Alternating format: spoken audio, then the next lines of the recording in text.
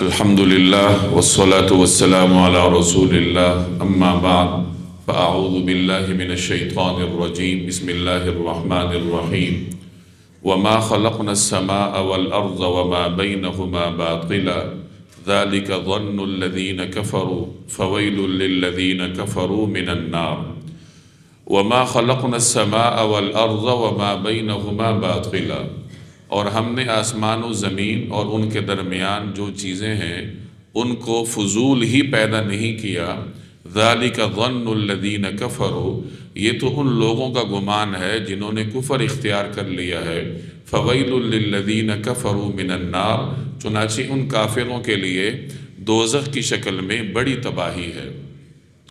اس صورت کے آغاز میں گزشتہ درس میں آپ حضرات اس کا تعارف ملاحظہ فرما چکے ہیں۔ یہ مکی صورت ہے اور مکی صورتوں کے عام اسلوب کے مطابق اللہ تبارک و تعالی نے اس میں مختلف عقائد کا بیان فرمایا ہے اور مختلف انبیاء علیہم السلام کے واقعات کا بھی اسی صورت میں بیان ہے۔ ان آیات میں اللہ جل جلالہ کائنات کی تخلیق کا مقصد بیان فرما رہے ہیں۔ چنانچہ فرمایا کہ یہ جو زمین و آسمان تمہیں نظر آتا ہے اور زمین و آسمان کے درمیان ایک وسیع خلا تمہارے سامنے ہے، یہ اتنی بڑی کائنات ہے، تو یہ اتنی عظیم کائنات ہم نے بغیر کسی مقصد کے تو پیدا نہیں کی۔ کوئی بھی کام ہو اس کا ایک مقصد ہوتا ہے، اتنی بڑی کائنات بغیر مقصد کے کیسے پیدا ہو گئی؟ اللہ تعالیٰ نے قرآن کریم میں مختلف مقامات پر اس مضمون کو بیان کیا ہے۔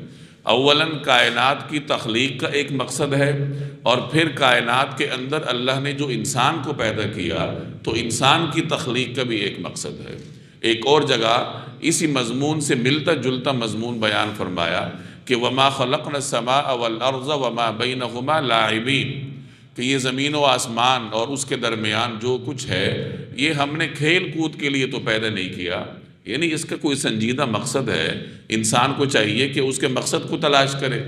انسان سے مخاطب ہو کے فرمایا اَفَحَسِبْتُمْ أَنَّمَا خَلَقْنَاكُمْ عَبَثًا کہ کیا تم نے یہ سمجھا ہے کہ ہم نے تمہیں ایسے بیکار پیدا کیا اور تم بس اسی زندگی میں عیاشی کرتے پھرو گے وَأَنَّكُمْ إِلَيْنَا لَا تُرْجَعُونَ اور تمہیں ہماری طرف لوٹ کے نہیں آنا؟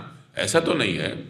اگر کسی کا خیال ہے تو غلط خیال ہے، اور یہاں فرما دیا گیا کہ یہ خیال کن کا ہے؟ کفار کا ہے، کہ وہ سمجھتے ہیں کہ یہ کائنات اللہ نے ایسی ہی پیدا کر دی، انسان کو بھی اللہ نے ایسے ہی پیدا کر دیا۔ میں بارہا عرض کر چکا ہوں کہ انسان نے آج خلا کو مسخر کیا ہے، زمین کی گہرائیوں تک اس کی رسائی ہے، سمندر کی وسعتوں پہ اس کی حکمرانی ہے، لیکن اس قدر رسائی حاصل کرنے کے باوجود اگر وہ انسان اپنی تخلیق کے مقصد سے ناواقف ہے تو پھر ان تمام فنون کا اس کو فائدہ کیا ہے؟ یاد رکھیے انسان کو اللہ نے پیدا کیا ہے تو انسان کی تخلیق کا مقصد بھی اللہ نے ہی بیان کرنا ہے۔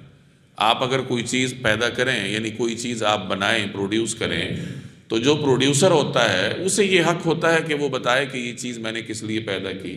اس کا باقاعدہ مینول چھاپا جاتا ہے، بتایا جاتا ہے، تعارف ہوتا ہے کہ اس چیز کو کیسے چلایا جائے گا، کیسے یہ خراب ہوتی ہے، کیسی اس کی ریپیئرنگ ہوتی ہے، اس کے مقاصد کیا ہیں۔ تو انسان تو اللہ کی تخلیق ہے، تو اللہ تبارک و تعالی انسان کا خالق بھی ہے اور اس کی تخلیق کا مقصد بھی بیان کرنے والا ہے۔ دنیا میں بڑے بڑے دانشور ہیں لیکن ان کی عقل و دانش انہیں انسانی تخلیق کے مقصد تک نہیں پہنچا سکے گی جب تک وہ اللہ تبارک و تعالی کی طرف سے نازل کردہ وحی سے روشنی نہیں حاصل کریں۔ کسی جگہ میں نے یہ پنڈت نہرو کے بارے میں دیکھا تھا۔ پنڈت جواہر لال نہرو ہندوستان کا وزیر اعظم گزرا ہے اور بڑا دانشور قسم کا آدمی تھا۔ اس کی ڈائری بعد میں شائع ہوئی تھی، تو اس نے اپنی ڈائری میں کسی جگہ لکھا تھا کہ میں نے حکومت بھی کر لی، سارے کام کر لیے، لیکن آج تک میں اس راز کو نہیں پا سکا کہ میں دنیا میں آیا کیوں تھا۔ اتنی بات مجھے معلوم ہے کہ میں دنیا میں حکومت کے لیے نہیں آیا، یعنی یہ صرف دنیا میں میرے آنے کا یہ مقصد نہیں تھا کہ میں یہاں حکومت کروں، سلطنت کروں۔ حکومت اور سلطنت یہ تو بڑی معمولی چیزیں ہیں، تو کیا میں دنیا میں اس لیے آیا تھا؟ تو اس لیے تو نہیں آیا۔ اب کس لیے آیا؟ تو آج تک میں اس راز کو پا نہیں سکا، اور یہ راز نہ پانے کی وجہ سے اس کے اندر بے سکونی سی طاری رہتی تھی، جس کا اظہار اس نے اپنی خود نوش ڈائری میں کیا تھا۔ اب یہ بے سکونی کیوں تھی؟ کیونکہ وحی الہی سے دوری تھی۔ مسلمانوں کا بچہ بچہ جانتا ہے قرآن کریم پر ایمان رکھنے کی برکت سے کہ ہم دنیا میں کیوں آئے ہیں، ہمارا دنیا میں آنے کا مقصد کیا ہے۔ آپ کسی بھی دانشور سے پوچھ لیجئے جو کہ قرآن کریم پر ایمان نہیں رکھتا، دین سے دور ہے، اللہ جل جلالہ کی جانب سے آنے والی تعلیمات کو نہیں مانتا، تو وہ جتنا بھی دانشور ہو، جتنا بھی ٹیکنالوجی کا حامل ہو، لیکن اپنی آمد کا مقصد وہ نہیں بتا سکتا کہ میں دنیا میں آیا کیوں۔ تو بہرحال یہاں اللہ تبارک و تعالی پہلے کائنات کی تخلیق کا مقصد بیان فرما رہے ہیں، اور اسی ضمن میں پھر انسان کی پیدائش کا مقصد بھی بیان ہو جاتا ہے۔ ایک جگہ صراحت کے ساتھ اللہ نے فرمایا کہ وَمَا خَلَقْتُ الْجِنَّ وَالْإِنسَ إِلَّا لِيَعْبُدُونِ، کہ جنات اور انسان کو میں نے کیوں پیدا کیا؟ صرف اور صرف اپنی عبادت کے لیے، کہ وہ میری عبادت کریں، کائنات میں میرے گن گائیں۔ اور انسان کو بتایا گیا کہ یہ جو کائنات تمہیں نظر آتی ہے یہ سب تمہاری خدمت کے لیے ہے، یہ سب تمہاری زندگی کو سہولت والی بنانے کے لیے۔ تو کائنات سب کے سب انسان کے لیے بنی ہے، اور انسان کو اللہ نے اپنے لیے بنایا۔ اب یہ انسان کی حماقت ہے کہ اللہ نے جس مقصد کے لیے اسے بنایا تھا اس کو وہ چھوڑ دیتا ہے، اور جو چیزیں ہیں ہی انسان کے لیے ان کے پیچھے انسان پڑ جاتا ہے۔ تو بہرحال کائنات کی تخلیق کا بھی ایک خاص مقصد ہے، اور اس کائنات کے اندر انسان کو پیدا کرنے کا بھی ایک خاص مقصد ہے۔ یہی بات یہاں بیان فرمائی گئی کہ زمین و آسمان ہے، ان کے درمیان جو چیزیں ہیں ان کو ہم نے ویسے باطل طور پر یعنی بیکار ہی تو پیدا نہیں کیا۔ اگر کوئی سمجھتا ہے کہ یہ بیکار ہے تو یہ کون لوگ ہیں؟ ذَلِكَ ظَنُّ الَّذِينَ كَفَرُوا، یہ تو کافروں کا گمان ہے۔ دنیا میں تو یہ گمان رکھ لیں گے، لیکن پھر آخرت میں کیا ہوگا؟ دوزخ کی شکل میں بڑی ویل ہے، بڑی تباہی ہے۔ ام نجعل الذین آمنوا وعملوا الصالحات کالمفسدین فی الارض ام نجعل المتقین کالفجار۔ پیچھے اللہ تبارک و تعالی نے سیدنا داؤد علیہ السلام کی عدالت کو بیان کیا تھا کہ وہ کیسے عدل فرماتے تھے۔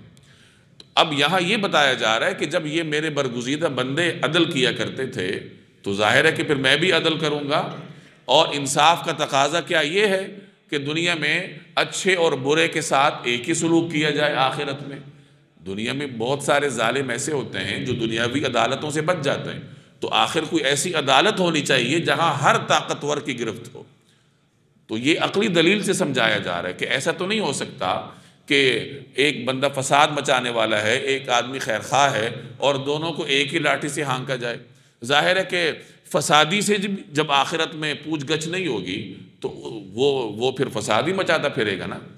جب ایک مرتبہ ایک بندے نے مان لیا کہ آخرت نہیں ہے تو اس کا مطلب کیا ہوا کہ دنیا میں جو بھی کرتا پھروں میری مرضی۔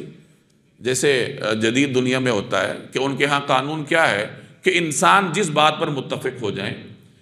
جمہوریت، یہ جو جدید مغربی جمہوریت ہے وہ اسی کا نام ہے نا کہ عوام جو بھی بل پاس کر۔ ہمارے ہاں اس میں اصلاح ہوئی ہے کہ جمہوریت کا مطلب عوامی رائے ہے، لیکن اس شرط کے ساتھ کہ وہ اللہ تبارک و تعالیٰ کے احکامات سے نہ ٹکراتی ہو۔ تو ان کے ہاں عوام سپریم ہے، ہمارے ہاں اللہ جل جلالہ کا حکم سپریم ہے۔ تو وہاں انسان جس بات پر متفق ہو جائے، بے شک وہ ہم جنس پرستی پر متفق ہو جائیں، بے شک وہ لباس نہ پہننے پر متفق ہو جائیں، تو چونکہ آخرت پر اعتماد نہیں ہے، آخرت پر یقین نہیں ہے، تو جو بھی وہ رویہ اختیار کر لے۔ یہاں یہی بات بیان فرمائے گی ام نجعل الذین آمنوا وعملوا الصالحات، کہ جو لوگ ایمان لائے ہیں اور جنہوں نے نیک عمل کیے ہیں کیا ہم ان کو برابر کر دیں کالمفسدین فی الارض، ایسے لوگوں کے جو زمین میں فساد مچاتے ہوں؟ کہ اگر آخرت میں مفسدین سے پوچھ گچھ نہیں ہے تو اس کا مطلب یہ ہے کہ دنیا میں مصلح ہے مفسد ہے وہ ایک برابر ہے۔ ام نجعل المتقین کالفجار، یا ہم پرہیزگاروں کو بدکاروں کے برابر کر دیں گے؟ تو ایسا تو نہیں ہے۔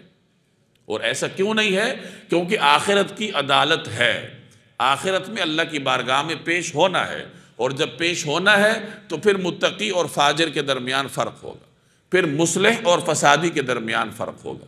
اور اگر کوئی آخرت کو ماننے والا نہیں ہے تو اس کے پاس پھر کیا معیار ہے؟ وہ فسادی اور متقی کے درمیان کیا فرق کرے گا؟ کتاب، یہ ایک بابرکت کتاب ہے، انزلناہ الیک، جو ہم نے آپ پر اتاری ہے، مبارک کتاب، یہ ایک کتاب ہے، انزلناہ الیک، جو ہم نے آپ کی طرف اتاری ہے مبارکن برکت والی ہے، اور ہم نے کیوں اتاری؟ لیدبروا آیاتہ، تاکہ لوگ اس کی آیات پر غور کریں، ولیتذکر اولو الالباب، اور تاکہ عقل رکھنے والے نصیحت حاصل کریں۔ پچھلی آیات میں ایک بات واضح ہو گئی کہ کائنات کا ایک خاص مقصد ہے، انسان کا بھی خاص مقصد ہے۔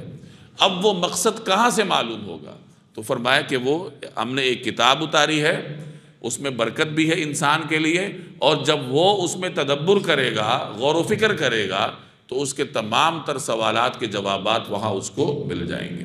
پھر کسی دانشور کو یہ کہنے کی ضرورت نہیں پڑے گی کہ میں دنیا میں کیوں آیا تھا۔ تو یہاں قرآن کریم کے بارے میں اللہ تعالیٰ نے 3 باتیں فرمائی۔ پہلی بات کیا؟ کہ مبارکن، کہ یہ برکت والی کتاب ہے۔ اس سے معلوم ہوا کہ قرآن کریم کی تلاوت یہ باعث برکت بھی ہے۔ مطلب یہ کہ اگر کوئی آدمی قرآن کریم کے مفاہیم سے ناواقف ہے اور وہ پھر بھی قرآن کریم کی تلاوت کرتا ہے، تو قرآن کریم کی تلاوت اسے برکت ضرور عطا کرے گی۔ مختلف آیات کی مخصوص برکات بھی ہوتی ہیں، جو مختلف بزرگوں کے اپنے تجربات کا نتیجہ ہوتی ہیں۔ ظاہر ہے کہ وہ دین کا حصہ نہیں ہوتی، لیکن مختلف حضرات کے اپنے تجربات کا نتیجہ ہوتی ہیں، اور وہ پھر اپنے بعد والوں کو بتاتے ہیں کہ اس آیت کی یہ خاص برکت ہے، اس آیت کی یہ خاص برکت ہے۔ تو قرآن کریم ایک بابرکت کتاب ہے۔ آگے فرمایا لیدبروا آیاتہ، اس کا نزول کیوں ہوا؟ تاکہ اس کے آیات میں غور کیا جائے۔ انسان غور کرے گا تو پھر کیا ہوگا؟ وَلِيَتَذَكَّرَ أُولُو الْأَلْبَابِ، تو عقل والے نصیحت حاصل کر لیں گے۔ نصیحت تو ظاہر ہے غور و فکر سے حاصل ہوگی نا۔ میں پہلے بھی بارہا عرض کرتا رہا ہوں کہ اگر کوئی آدمی دیہاتی ہے، وہ ہر قسم کے علم سے عاری ہے، اسے کوئی نہ لکھ سکتا ہے نہ پڑھ سکتا ہے، اور قرآن کریم کو وہ بغیر سمجھے پڑھتا ہے، تو یہ اس کی محبت کا اظہار ہے۔ یقیناً اسے قرآن کریم پڑھنے پہ ثواب بھی ملتا ہے، برکت بھی حاصل ہوتی ہے، لیکن ایک پڑھے لکھے نوجوان کے لیے یہ کوئی بہانہ نہیں ہے۔ اس نے قرآن کریم سے برکت بھی حاصل کرنی ہے، تدبر آیات بھی کرنا ہے، اور تدبر کے نتیجے میں اس نے پھر نصیحت بھی حاصل کرنی ہے قرآن کریم سے۔ وَوَهَبْنَا لِدَاوُودَ سُلَيْمَانَ، اور ہم نے داؤد کو سلیمان عطا کیا۔ نعم العبد، وہ بہترین بندے تھے، انہو اواب، واقعی وہ اللہ سے خوب لو لگائے ہوئے تھے۔ اب یہاں سیدنا سلیمان علیہ السلام کا تذکرہ شروع ہو رہا ہے۔ پیچھے سورہ نمل میں آپ تفصیلی تذکرہ ان کا سن چکے ہیں۔ حضرت سلیمان علیہ السلام کا ذکر قرآن کریم میں تقریباً 16 مقامات پر اللہ تبارک و تعالیٰ نے فرمایا۔ یہ داؤد علیہ السلام کے صاحبزادے تھے۔ حضرت داؤد علیہ السلام کے 19 بیٹے تھے، جن میں سب سے چھوٹے حضرت سلیمان علیہ السلام تھے۔ حضرت داؤد علیہ السلام نے اپنی فراست کی بنیاد پر حضرت سلیمان علیہ السلام میں عقل و دانش کے آثار شروع ہی سے دیکھ لیے تھے۔ چنانچہ سلیمان علیہ السلام کی نوعمری ہی میں داؤد علیہ السلام انہیں امور سلطنت میں شامل کرتے تھے۔ جیسے پیچھے آپ ایک جگہ پڑھ کر آئے ہیں کہ انہوں نے ایک فیصلہ بھی کیا تھا اپنے والد ماجد کی موجودگی میں۔ اسی عقل و دانش کا نتیجہ تھا کہ باوجود سب کے چھوٹے ہونے کے، اللہ تبارک و تعالیٰ نے حضرت داؤد علیہ السلام کی خلافت ان کو عطا فرمائی۔ داؤد علیہ السلام کے دنیا سے پردہ فرمانے کے بعد ان کی جانشین حضرت سلیمان علیہ السلام بنے، اور اس وقت تاریخی روایات کے مطابق ان کی عمر محض 13 برس تھی۔ تو اتنے نوعمری میں اللہ جل جلالہ نے انہیں اپنے عظیم المرتبت والد کی خلافت عطا فرمائی، اور پھر اللہ جل جلالہ نے انہیں نبوت سے بھی سرفراز فرمایا۔ سلیمان علیہ السلام ان پیغمبروں میں سے تھے جن پر اللہ نے نبوت اور خلافت، بادشاہت دونوں کو جمع کیا تھا، جیسے اللہ نے ان کے والد حضرت داؤد علیہ السلام پر جمع کیا۔ تو یہاں حضرت سلیمان علیہ السلام کی حیات مبارکہ کے 2 واقعات آگے بیان ہیں۔ اس صورت میں مختلف انبیاء علیہ السلام پر جو آزمائشیں آئی تھیں ان کا تذکرہ ہو رہا ہے، اور آپ صورت کے آغاز میں سن چکے تھے کہ یہ نبی کریم صلی اللہ علیہ وسلم پر مکی زمانے میں نازل ہوئی تھی۔ تو ان انبیاء علیہ السلام کے واقعات سنانے کا مقصد جناب رسول اللہ صلی اللہ علیہ وسلم کو تسلی دینا ہے کہ اے حبیب، اگر آپ کفار کی جانب سے مختلف قسم کے آزمائشوں کا شکار ہیں، کفار آپ کی بات نہیں مانتے، وہ جبر پہ اترتے ہیں، تو سخت حالات پچھلے انبیاء پر بھی آئے تھے۔ تو اس طریقے سے اللہ جل جلالہ نبی کریم صلی اللہ علیہ وسلم کو تسلی دے رہا ہے، اور امت کو ایک پیغام بھی دیا جا رہا ہے کہ اللہ کے ان برگزیدہ انبیاء پر جب کوئی مشکل وقت آیا تو انہوں نے اللہ کی طرف توجہ کی. جیسے پیچھے داؤد علیہ السلام کے واقعے میں آپ نے پڑھا کہ جب ان کو تنبیہ کی گئی تو انہوں نے فوری طور پر سجدے میں گر کے اللہ تبارک و تعالیٰ سے مغفرت طلب کی، اللہ جل جلالہ کی طرف متوجہ ہوئے. اب یہاں سلیمان علیہ السلام کا بھی اسی قسم کا واقعہ ہے. گویا کہ ہمیں یہ بتایا جا رہا ہے کہ اللہ کے نیک بندوں کا یہ اسوہ حسنہ رہا ہے کہ جب بھی ان پہ مشکل وقت آیا تو وہ اللہ تبارک و تعالیٰ کی طرف متوجہ ہوئے. تو ہمیں بھی اسی طریقہ کار کو اپنانا چاہیے کہ ہر مشکل گھڑی میں اللہ جل جلالہ کی طرف متوجہ ہونا چاہیے. دنیاوی اسباب بھی بندہ اختیار کرے، اسباب سے شریعت روکتی نہیں ہے، لیکن اسباب پر تکیہ نہ کرے. اعتماد اللہ کی ذات پر ہونا چاہیے. جیسے توکل کے بارے میں آپ جانتے ہیں کہ توکل یہ نہیں ہے کہ آپ باہر گاڑی کھلی چھوڑ کے آ جائیں، لاک ہی نہ کریں. توکل یہ ہے کہ گاڑی کو 2 اور 3 لاک لگائیں اور اس کے بعد یہ سمجھیں کہ یہ لاک کچھ نہیں کر سکتا. حفاظت کس نے کرنی ہے؟ اللہ تعالیٰ نے کرنی ہے. ایسا نہ ہو کہ انسان گھر میں بیٹھ جائے کہ اللہ مجھے گھر میں رزق دے گا، بلکہ آدمی محنت کرے، 2 دکانیں بنائے، 10 کاروبار کرے، 3 نوکریاں کرے، ہر قسم کا جو وسیلہ ہے وہ اپنائے اور اس کے بعد یہ ایمان رکھے کہ یہ محض وسیلہ ہے، رزق کس نے دینا ہے؟ اللہ تبارک و تعالیٰ نے دینا. ایسا نہ کرے کہ گھر میں بیٹھ جائے اور سمجھے کہ بس رزق اب میرے اوپر برسے گا. تو یہاں حضرت سلیمان علیہ السلام کا ذکر ہو رہا ہے. نعم العبد، وہ بہترین بندے تھے، انہ اواب، واقعی وہ اللہ سے خوب لو لگائے ہوئے تھے. اذ عرض علیہ بالعشی الصافنات الجیاد، جب ان کے سامنے شام کے وقت اچھی نسل کے عمدہ گھوڑے پیش کیے گئے. یہاں سلیمان علیہ السلام کی سیرت مبارکہ کا ایک واقعہ بیان ہو رہا ہے. چونکہ حضرت سلیمان علیہ السلام بادشاہ تھے، عظیم سلطنت تھی ان کی. سلطنت کی حفاظت کے لیے فوج چاہیے ہوتی ہے، فوج کے لیے گھوڑے چاہیے ہوتے ہیں، سواری درکار ہوتی ہے. تو انہوں نے لاتعداد عمدہ نسل کے گھوڑے رکھے تھے جہاد کے لیے، اللہ تبارک و تعالیٰ کے دین کی سربلندی کے لیے. اور سیدنا سلیمان علیہ السلام ان گھوڑوں کی پرورش سے اور دیگر رموز سے خوب واقف تھے. چونکہ بادشاہ تھے اور اللہ کے پیغمبر بھی تھے، تو پیغمبر کو اللہ جو فراست عطا کرتا ہے عام بادشاہ اس کے قریب سے بھی نہیں گزرتا. تو ان تمام باریکیوں سے واقف تھے. تو ایک مرتبہ انہوں نے وہ گھوڑے اپنے سامنے منگوائے، جتنے گھوڑے استبل میں تھے جو جہاد کی تیاری کے لیے تھے، تو وہ تمام گھوڑے انہوں نے منگوائے. اب جب وہ گھوڑے دیکھے، شان و شوکت دیکھی، تو چونکہ پیغمبر تھے تو اللہ کی طرف متوجہ ہو کے عرض کرنے لگے کہ یہ تمام جو سلطنت ہے، یہ جو گھوڑے ہیں، یہ جو کچھ بھی ہے، یہ میں نے اس لیے نہیں رکھے کہ انسان ان کی وجہ سے اللہ کی یاد سے غافل ہو جائے، بلکہ یہ اللہ کی یاد کے لیے رکھیں. گویا ایک پیغام دیا جا رہا ہے کہ دولت کا مقصد یہ نہیں ہوتا کہ آپ اللہ سے غافل ہو جائیں، دین سے دور ہو جائیں، بلکہ دولت کو اللہ کی نعمت سمجھتے ہوئے اللہ کی یاد میں ہی استعمال کرنا چاہیے.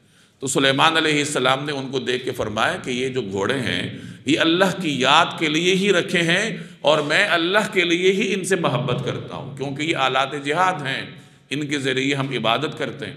اب وہ گھوڑے ان کے سامنے چلائے گئے. جب وہ ذرا نگاہوں سے اوجل ہو گئے تو سلیمان علیہ السلام نے فرمایا کہ اب ان کو واپس لاؤ. تو گھوڑے واپس لائے گئے. تو سیدنا سلیمان علیہ السلام نے ان کی گردن پر، پنڈلیوں پر شفقت کے ساتھ ہاتھ پھیرا، چونکہ ان کے ساتھ محبت رکھتے تھے آلات جہاد ہونے کی وجہ سے. تو یہ واقعہ اللہ تبارک و تعالیٰ نے ان آیات میں بیان فرمایا. اب اس تشریح کی روشنی میں ترجمہ دیکھیں. اذ عرض علیہ، جب ان کے سامنے پیش کیے گئے، بالعشی، یہ شام کے وقت، کیا پیش کیے گئے؟ الصافنات الجیاد، اچھی نسل کے عمدہ گھوڑے جو انہوں نے سلطنت کی حفاظت کے لیے، جہاد کے لیے پالے تھے، وہ پیش کیے گئے ان کے سامنے. فقالا، تو انہوں نے فرمایا، انی احببت حب الخیر عن ذکر ربی، کہ میں نے اس دولت کی محبت اپنے پروردگار کی یاد ہی کی وجہ سے اختیار کی. انی احببت، میں نے یہ محبت اختیار کی ہے. کون سی محبت؟ حب الخیری، اس دولت کی محبت. یعنی یہ گھوڑا، یہ دولت ہی ہے، عمدہ سواریاں اس زمانے میں خاص طور پر. تو فرمایا کہ ان گھوڑوں کے ساتھ جو مجھے محبت ہے تو یہ دنیا کے لیے نہیں ہے، بلکہ یہ اللہ کی یاد کی وجہ سے ہے کہ یہ آلات جہاد ہیں. حتیٰ توارت بالحجاب، یہاں تک کہ وہ اوٹ میں چھپ گئے۔ توارت کا مطلب چھپ جانا، حجاب اوٹ کو کہتے ہیں، پردے کو، یعنی وہ گھوڑے ان کے پاس سے چلا دیے گئے۔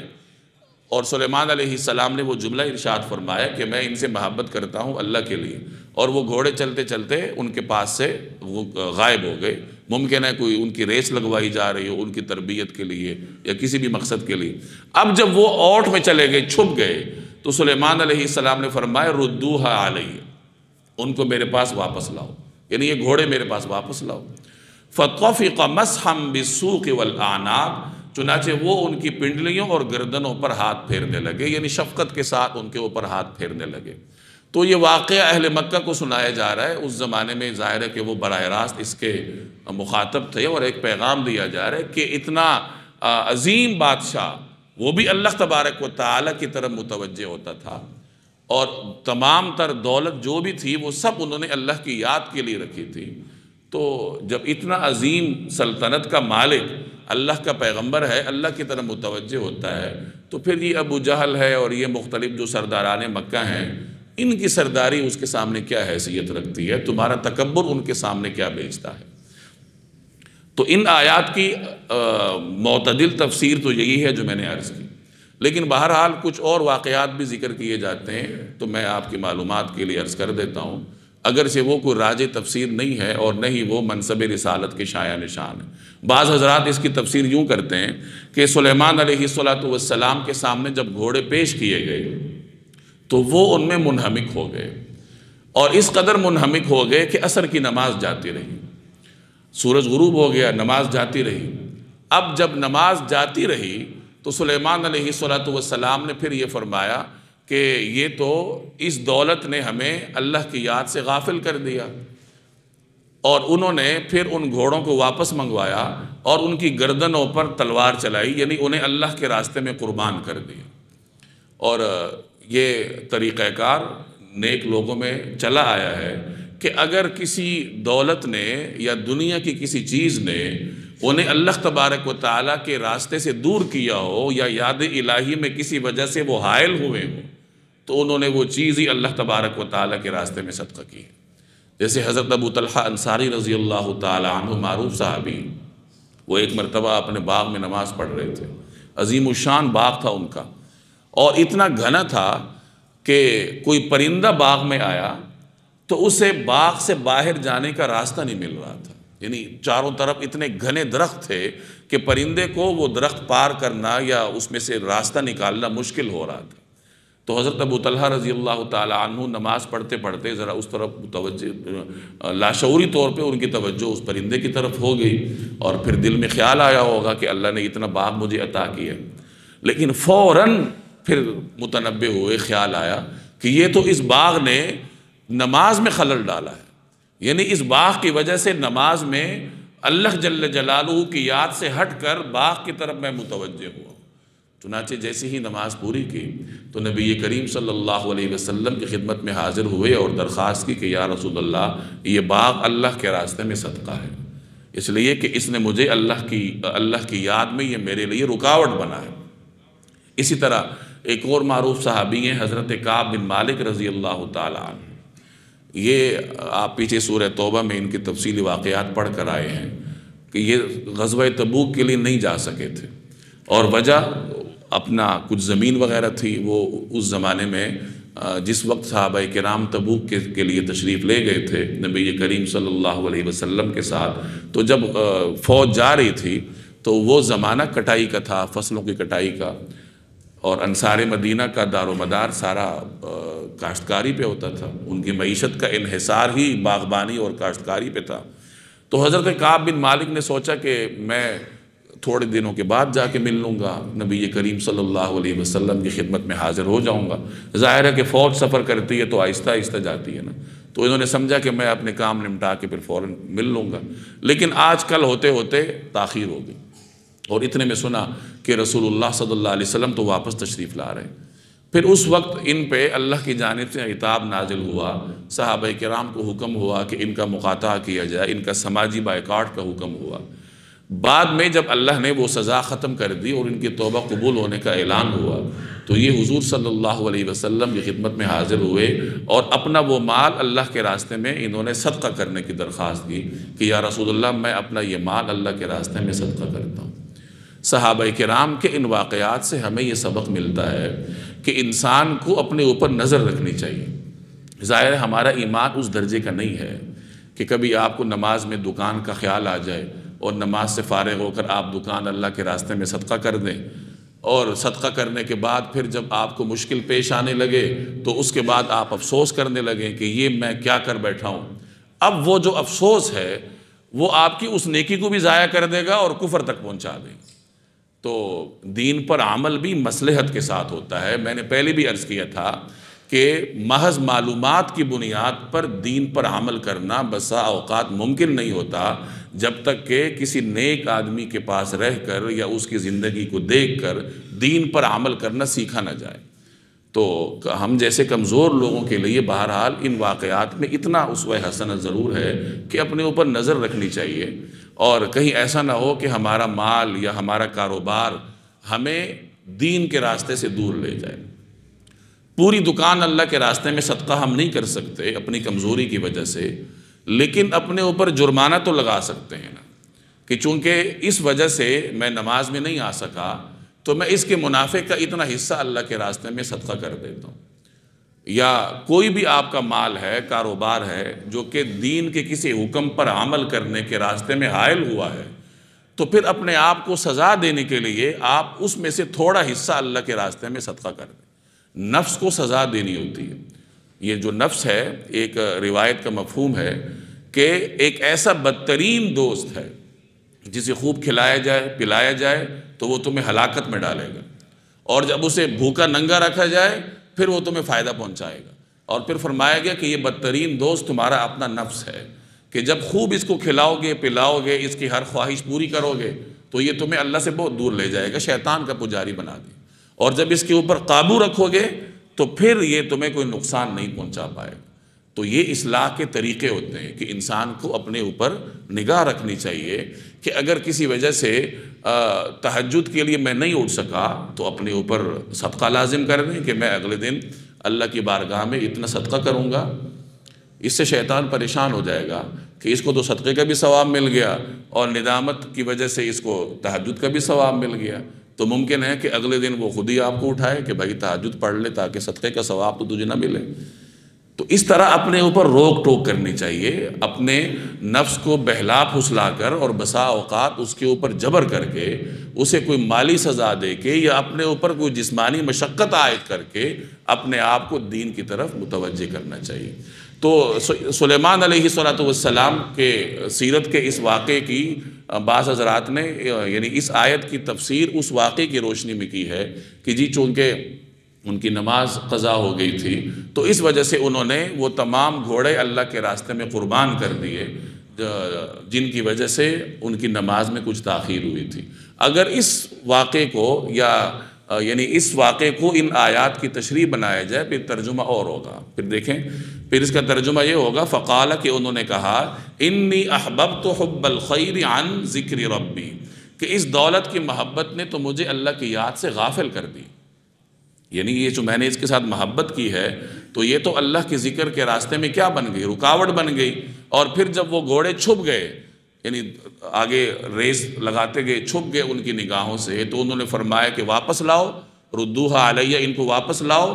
اب آگے فطفق مسحا بالسوق والاعناق، چنانچہ ان کی پنڈلیوں اور گردنوں پر، پھر مسح کا مطلب ہوگا تلوار سے اس کو کٹ لگانا، یعنی پھر ان کی پنڈلیوں اور گردنوں پر انہوں نے تلوار کے ذریعے کٹ لگائے یا ان کو قربان کی اللہ تبارک و تعالیٰ کے راستے میں۔ یہ واقعہ ان آیات کی تفسیر میں بعض مفسرین نے نقل کیا ہے، لیکن جیسے میں نے عرض کیا کہ یہ کمزور درجے کی روایت ہے، اور بہتر روایت وہی ہے جو کہ ہم نے پہلے عرض کی، اور اسی کی روشنی میں ان آیات کو سمجھنا چاہیے۔ وَلَقَدْ فَتَنَّا سُلَيْمَانَ، اور واقعہ یہ بھی ہے کہ ہم نے سلیمان علیہ السلام کی ایک آزمائش کی تھی۔ وَأَلْقَيْنَا عَلَى كُرْسِيِّهِ جَسَدًا، اور ان کی کرسی پر ایک دھڑ لا کر ڈال دیا تھا۔ ثُمَّ أَنَابَ، پھر انہوں نے اللہ سے رجوع کیا، قالا، اور فرمایا رب اغفر لی، میرے پروردگار میری بخشش فرما دے، وَهَبْ لِي مُلْكًا لَا يَنبَغِي لِأَحَدٍ مِّن بَعْدِي، اور مجھے ایسی سلطنت عطا کر دے جو میرے بعد کسی اور کے لیے مناسب نہ ہو، إِنَّكَ أَنْتَ الْوَهَّابُ، بے شک تیری اور صرف تیری ہی ذات وہ ہے جو اتنی سخی اور داتا ہے، دینے والی ہے۔ اب یہاں بھی سلیمان علیہ السلام کی حیات مبارکہ کے ایک واقعے کا بیان۔ قرآن کریم ہمیں اتنا بتا رہا ہے کہ سلیمان علیہ السلام پر کوئی آزمائش آئی تھی، اور وہ آزمائش کس نوعیت کی تھی کہ ان کے تخت پر کوئی جسم لا کر ڈال دیا گیا تھا۔ تخت سلیمانی پر کوئی جسم لا کر ڈال دیا گیا تھا، اور تخت کے اوپر اس جسم کے آنے کی وجہ سے ان کی آزمائش ہوئی تھی، اور آزمائش کے بعد وہ فوری اللہ کی طرف متوجہ ہوئے اور کہا رب اغفر لی، کہ یا اللہ میری مغفرت فرما۔ تو اللہ نے پھر ان کی دعا قبول فرمائی اور انہیں ایسی سلطنت عطا فرمائی جو ان کے بعد کسی کو نصیب نہ ہوئی۔ اب وہ کیا آزمائش تھی، یا تخت کے اوپر جو جسم لا کر ڈالنے کا واقعہ ہے، اس کی تفصیل کیا ہے؟ تو یاد رکھیے یہ قرآن کریم کے مشکل ترین مقامات میں سے ہے۔ اس کی وضاحت نہ تو قرآن کریم نے کی ہے، نہ یہاں پر کی، نہ کسی اور جگہ قرآن کریم میں اس کی طرف اشارہ موجود ہے، نہ جناب رسول اللہ صلی اللہ علیہ وسلم سے کسی حدیث میں صحیح سند کے ساتھ اس کی کوئی تفصیل ہمارے پاس آئی ہے کہ آپ صلی اللہ علیہ وسلم نے اس کی وضاحت فرمائی ہو۔ ان آیات کی تفسیر میں حضور صلی اللہ علیہ وسلم نے اس کی وضاحت فرمائی ہو کہ وہ آزمائش کیا تھی۔ اس لیے مفسرین کا ایک جو زیادہ تعداد ہے ان کا نقطہ نظر یہ ہے کہ اس آزمائش کی تفصیل میں پڑے بغیر ہمیں بس یہ ایمان رکھنا چاہیے کہ کوئی بھی آزمائش تھی، اور ان آیات کو بیان کرنے کا جو مقصد ہے اس مقصد پر اپنی توجہ رکھنی چاہیے۔ اور مقصد کیا ہے کہ آزمائش کے بعد اللہ کی طرف متوجہ ہونا، یہی ان واقعات کو بیان کرنے کا مقصد ہے کہ اللہ کے ان برگزیدہ انبیاء پر آزمائشیں آئیں، اور آزمائشوں کے بعد وہ اللہ کی طرف متوجہ ہوئے اور اللہ تبارک و تعالیٰ کے حضور انہوں نے دست دعا دراز کی۔ تو مفسرین فرماتے ہیں کہ چونکہ قرآن کریم نے اس کی تفصیل بیان نہیں کی، رسول اللہ صلی اللہ علیہ وسلم نے بیان نہیں فرمائی، لہٰذا پھر بہتر یہی ہے کہ واقعے کی تفصیل میں جائے بغیر اس کے مقصد پر ہی توجہ مرکوز رکھی جائے۔ البتہ بعض اسرائیلی روایات ایسی موجود ہیں کہ جن میں سلیمان علیہ السلام کی حیات مبارکہ کے کچھ واقعات کو بیان کیا جاتا ہے، اور کچھ مفسرین نے ان واقعات کو ان آیات کی تفسیر میں ذکر کیا۔ مثلا ایک من گھڑت قسم کا واقعہ ہے کہ حضرت سلیمان علیہ السلام کے پاس ایک انگوٹھی تھی، اور اس انگوٹھی کے بل بوتے پہ وہ سلطنت چلاتے تھے۔ ایک مرتبہ وہ انگوٹھی ان سے گم ہو گئی، کسی جن کے ہاتھ لگ گئی۔ جب جن کے ہاتھ وہ انگوٹھی لگی تو اب گویا کہ سلطنت کی تمام تر طاقت اس کے پاس آ گئی، تو الیاذ باللہ اس نے سلیمان علیہ السلام کا روپ دھار لیا، تخت پہ آ کر بیٹھ گیا اور حکومت چلانے لگا۔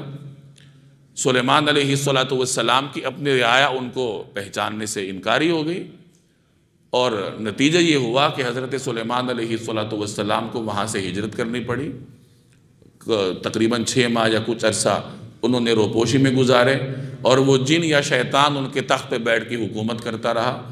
پھر ایک وقت ایسا آیا کہ اس شیطان سے یا جن سے وہ انگوٹھی گری، وہ کسی مچھلی کے پیٹ میں چلی گئی، وہ مچھلی شکار ہوئی، اور شکار ہو کے وہ سلیمان علیہ السلام کے پاس کسی طرح پہنچی جہاں وہ خفیہ انداز سے زندگی گزار رہے تھے۔ تو جب انہوں نے اس مچھلی کے پیٹ میں سے اپنی انگوٹھی نکالی تو پھر وہ واپس تشریف لائے، اور پھر لوگوں نے انہیں پہچانا اور دوبارہ انہوں نے اپنی سلطنت شروع کی۔ تو اس واقعے کو ذکر کر کے پھر یہ گویا نتیجہ نکالا جاتا ہے کہ یہ ان کی آزمائش تھی کہ ان کے تخت پر ایک جسم لا کے ڈال دیا گیا تھا، یعنی وہ جن کا جسم یا شیطان کا جسم ان کے تخت پہ لا کے ڈالا گیا تھا، اور پھر اللہ کی طرف جب وہ متوجہ ہوئے تو اللہ تبارک و تعالیٰ نے وہ ختم کر دی۔ لیکن چونکہ میں نے عرض کیا کہ یہ من گھڑت واقعہ ہے، نہ تو شیاطین اور جنات کو اللہ نے اتنی طاقت دی ہے کہ وہ کسی برگزیدہ پیغمبر، مقدس پیغمبر کا روپ دھار سکیں، اللہ نے انہیں اتنی طاقت ہی نہیں دی۔ اور پھر یہ ایک پیغمبر کی ذات سے بعید ہے کہ وہ کسی انگوٹھی کے بل بوتے پر حکومت چلاتے ہوں گے۔ اسی طرح ایک اور روایت ہے جو کہ محدثین نے بھی نقل کی ہے اور صحیح سند کے ساتھ بیان کی جاتی ہے۔ اس کا خلاصہ یہ ہے کہ ایک مرتبہ جب سلیمان علیہ السلام نے کچھ دیکھا کہ سلطنت کی فوج میں کچھ کمزوری نظر آنے لگی، جو جہاد سے مطلوبہ اہداف ہم نے حاصل کرنے تھے تو ان اہداف کو حاصل کرنے میں فوج کچھ کمزور ہے۔ تو چونکہ ان کی ازواج مطہرات کثیر تھی سلیمان علیہ السلام کی، تو انہوں نے یہ نظر مانی کہ میں اپنی تمام ازواج کے پاس جاؤں گا اور اس کے نتیجے میں جو امید ہوگی اور اللہ آگے اولاد دے گا تو انہیں پھر میں اللہ کے راستے میں وقف کر دوں گا اور وہ اللہ کے راستے میں جہاد کریں گے، یعنی گویا اس طریقے سے وہ فوج کی کمزوری دور ہو جائے گی۔ اور یہ عزم کرتے وقت وہ انشاءاللہ کہنا بھول گئے، کسی وجہ سے انشاءاللہ نہ کہہ سکے۔ اب جب انہوں نے اپنا ارادہ پورا کیا تو اللہ کی طرف سے ایک آزمائش تھی کہ کسی زوجہ ماجدہ کے ہاں امید نہ ہوئی سوائے ایک کے ہاں امید ہوئی، اور وہ جو ولادت ہوئی وہ بھی ایک نامکمل بچے کی شکل میں۔ تو گویا اس واقعے کو بیان کر کے پھر نتیجہ یہ نکالا جاتا ہے کہ ان کے تخت پر وہ ایک نامکمل بچہ لا کر ڈال دیا گیا تھا، یعنی اس نے اس کے بعد ان کا وارث بننا تھا یا جو بھی تھا۔ تو یہ واقعہ ہماری حدیث کی کتابوں میں موجود ہے اور اس کی سند بھی درست ہے، لیکن محققین فرماتے ہیں کہ یہ واقعہ ان کی حیات مبارکہ میں ہوگا، لیکن اس واقعے کو اس آیت کی تفسیر کے ساتھ جوڑا نہیں جا سکتا، کیونکہ کسی بھی روایت میں یہ مذکور نہیں ہے کہ نبی کریم صلی اللہ علیہ وسلم نے یہ بات ارشاد فرمائی ان آیات کی تفسیر میں۔ تو معتدل بات وہی ہے جو میں نے عرض کی کہ یہ یقین رکھنا چاہیے کہ کوئی آزمائش تھی، وہ کیا تھی اللہ نے بیان نہیں کی، تو ہم اس کی کھود کرید میں نہ پڑیں۔ بعض مفسرین نے ایک اور رائے بھی ظاہر کی ہے کہ ایک مرتبہ سلیمان علیہ السلام بیمار ہوئے اور نقاہت اتنی زیادہ ہو گئی کہ جب وہ تخت پہ تشریف فرما ہوئے تو ایسا لگ رہا تھا جیسے کہ بس جسد مبارک ہی ہے اور روح مبارکہ اس میں نہیں ہے۔ تو یہ واقعہ بیان کر کے پھر یہ نتیجہ نکالا جاتا ہے کہ وہ تخت پہ ان کا جسم مبارک ایسا ڈال دیا گیا تھا جو کہ بالکل نقاہت والا تھا۔ تو بہرحال یہ مختلف واقعات نقل کیے جاتے ہیں، اور بھی کئی واقعات ہیں، لیکن بات وہی ہے جو میں نے ابتدا میں عرض کر دی کہ ان آیات کو بیان کرنے کا جو مقصد ہے بس اسی پہ توجہ مرکوز رکھنی چاہیے کہ حضرت کہ اللہ کے یہ برگزیدہ پیغمبر سلیمان علیہ السلام اپنی حیات مبارکہ کے کسی مرحلے میں کسی آزمائش کا شکار ہو گئے تھے، اور اس آزمائش کا تعلق ان کے تخت سے تھا کہ ان کے تخت پہ کوئی جسم لا کے ڈال دیا گیا تھا۔ اب اس کی تفصیل کیا ہے تو تفصیل میں جائے بغیر بس یہ دیکھنا چاہیے کہ اس کے بعد انہوں نے کیا کیا، وہی قرآن کریم بیان کر رہا ہے کہ اس آزمائش کے بعد انہوں نے اللہ کی طرف توجہ کی، اللہ سے مغفرت طلب کی اور یہ دعا مانگی کہ الہی مجھے ایسی سلطنت عطا فرما جس میں میرے ساتھ کوئی شریک نہ ہو۔ اللہ نے دعا قبول کی اور انہیں ایسی سلطنت عطا کی کہ ہواؤں پر بھی ان کی حکمرانی تھی، جنات پر بھی ان کی حکمرانی تھی، اور دیگر جانداروں کی بولیاں وہ سمجھتے تھے اور ان کی حکم کے ماتحت تھے، جیسے پیچھے سورہ نمل میں آپ تفصیل پڑھ کر آئے۔ دوبارہ دیکھیں وَلَقَدْ فَتَنَّا سُلَيْمَانَ، اور واقعہ یہ ہے کہ ہم نے سلیمان علیہ السلام کی ایک آزمائش کی تھی۔ وَأَلْقَيْنَا عَلَى كُرْسِيِّهِ جَسَدًا، اور ان کی کرسی پر ایک دھڑ لا کر ڈال دیا تھا۔ پھر کیا ہوا؟ ثُمَّ أَنَابَ، پھر انہوں نے اللہ سے رجوع کیا اور کیا عرض کیا؟ قَالَ، کہنے لگے رب اغفر لی، اے میرے پروردگار میری بخشش فرما دے، وَهَبْ لِي مُلْكًا، اور مجھے ایسا ملک ایسی سلطنت عطا فرما، لا ينبغي لأحد من بعدی، جو میرے بعد کسی اور کے لیے مناسب نہ ہو۔ اللہ نے یہ دعا قبول فرمائی، چنانچہ انہیں جو سلطنت ملی کہ ہوا بھی ان کے تابع ہے، جنات بھی ان کے تابع ہیں، یہ سلطنت اللہ نے ان کے بعد کسی کو عطا نہیں کی۔ انک انت الوہاب، بے شک تیری ہی ذات وہاب ہے، یعنی سخی اور داتا ہے۔ اب اللہ آگے ان کی دعا کی قبولیت کا ذکر کر رہا ہے۔ فسخرنا لہ الریح، چنانچہ ہم نے ہوا کو ان کے قابو میں کر دیا، تجری بامرہ، جو ان کے حکم سے چلتی تھی، رخاء، نرم ہموار ہو کر، حیث اصاب، جہاں وہ چاہتے تھے، ہموار ہو کر وہ ہوا چلا کرتی تھی۔ چنانچہ ہم نے ہوا کو ان کے قابو میں کر دیا جو ان کے حکم سے جہاں وہ چاہتے ہموار ہو کر چلا کرتی تھی، جیسے وہ حکم دیتے تھے ہوا ویسے ہی چل پڑتی تھی۔ والشیاطین، اور ہم نے ان کے قابو میں دے دیے شیاطین بھی، کل بناء و غواص، جن میں ہر طرح کے معمار اور غوطہ خور شامل تھے۔ بناء معمار یعنی مستری بھی تھے، غواص اور غوطہ خور بھی تھے، جو ان کے حکم سے سمندر میں غوطے لگا کے موتی نکال کے لاتے تھے۔ وَآخَرِينَ مُقَرَّنِينَ فِي الْأَصْفَادِ، اور کچھ وہ جنات جو زنجیروں میں جکڑے ہوئے تھے، جو شریر جنات تھے جن سے انسانوں کو نقصان پہنچنے کا اندیشہ تھا، تو سلیمان علیہ السلام ان کو جکڑ دیتے تھے، چاہے زنجیریں ہوں نظر آنے والی، اور چاہے ان دیکھا کوئی نظام ہو جس کے ذریعے وہ انہیں جکڑتے تھے، تو بہرحال انسانوں کو ان کے شر سے محفوظ رکھتے تھے۔ ہذا عطاؤنا، اب اللہ نے فرمایا کہ ہذا عطاؤنا، یہ ہمارا عطیہ ہے، فمنن، اب چاہے آپ کسی کو دیں، کسی پر احسان کر کے اس کو دیں، او امسک، یا نہ دیں اپنے پاس رکھیں، بغیر حساب، تم پر کسی حساب کی ذمہ داری نہیں۔ یعنی یہ جو اللہ نے آپ کو حکومت عطا فرمائی، اتنی نعمتیں عطا فرمائی، اللہ نے آپ کو اس کا مالک بنایا، آپ کی مرضی ہے، آپ چاہیں کسی کو دیں یا نہ دیں، اللہ کی بارگاہ سے کسی قسم کی باس پرس نہیں ہوگی۔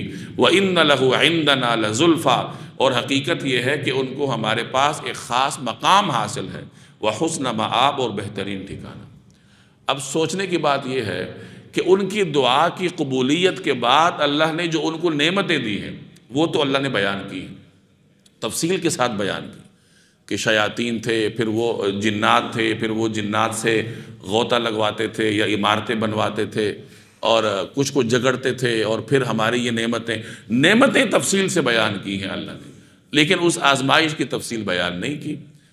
میں نے پہلے بھی عرض کیا ہے کہ قرآن کریم کا اسلوب یہ ہے کہ واقعے کا وہ پہلو اللہ بیان کرتا ہے جس میں انسانوں کے لیے کسی نصیحت کا امکان ہو۔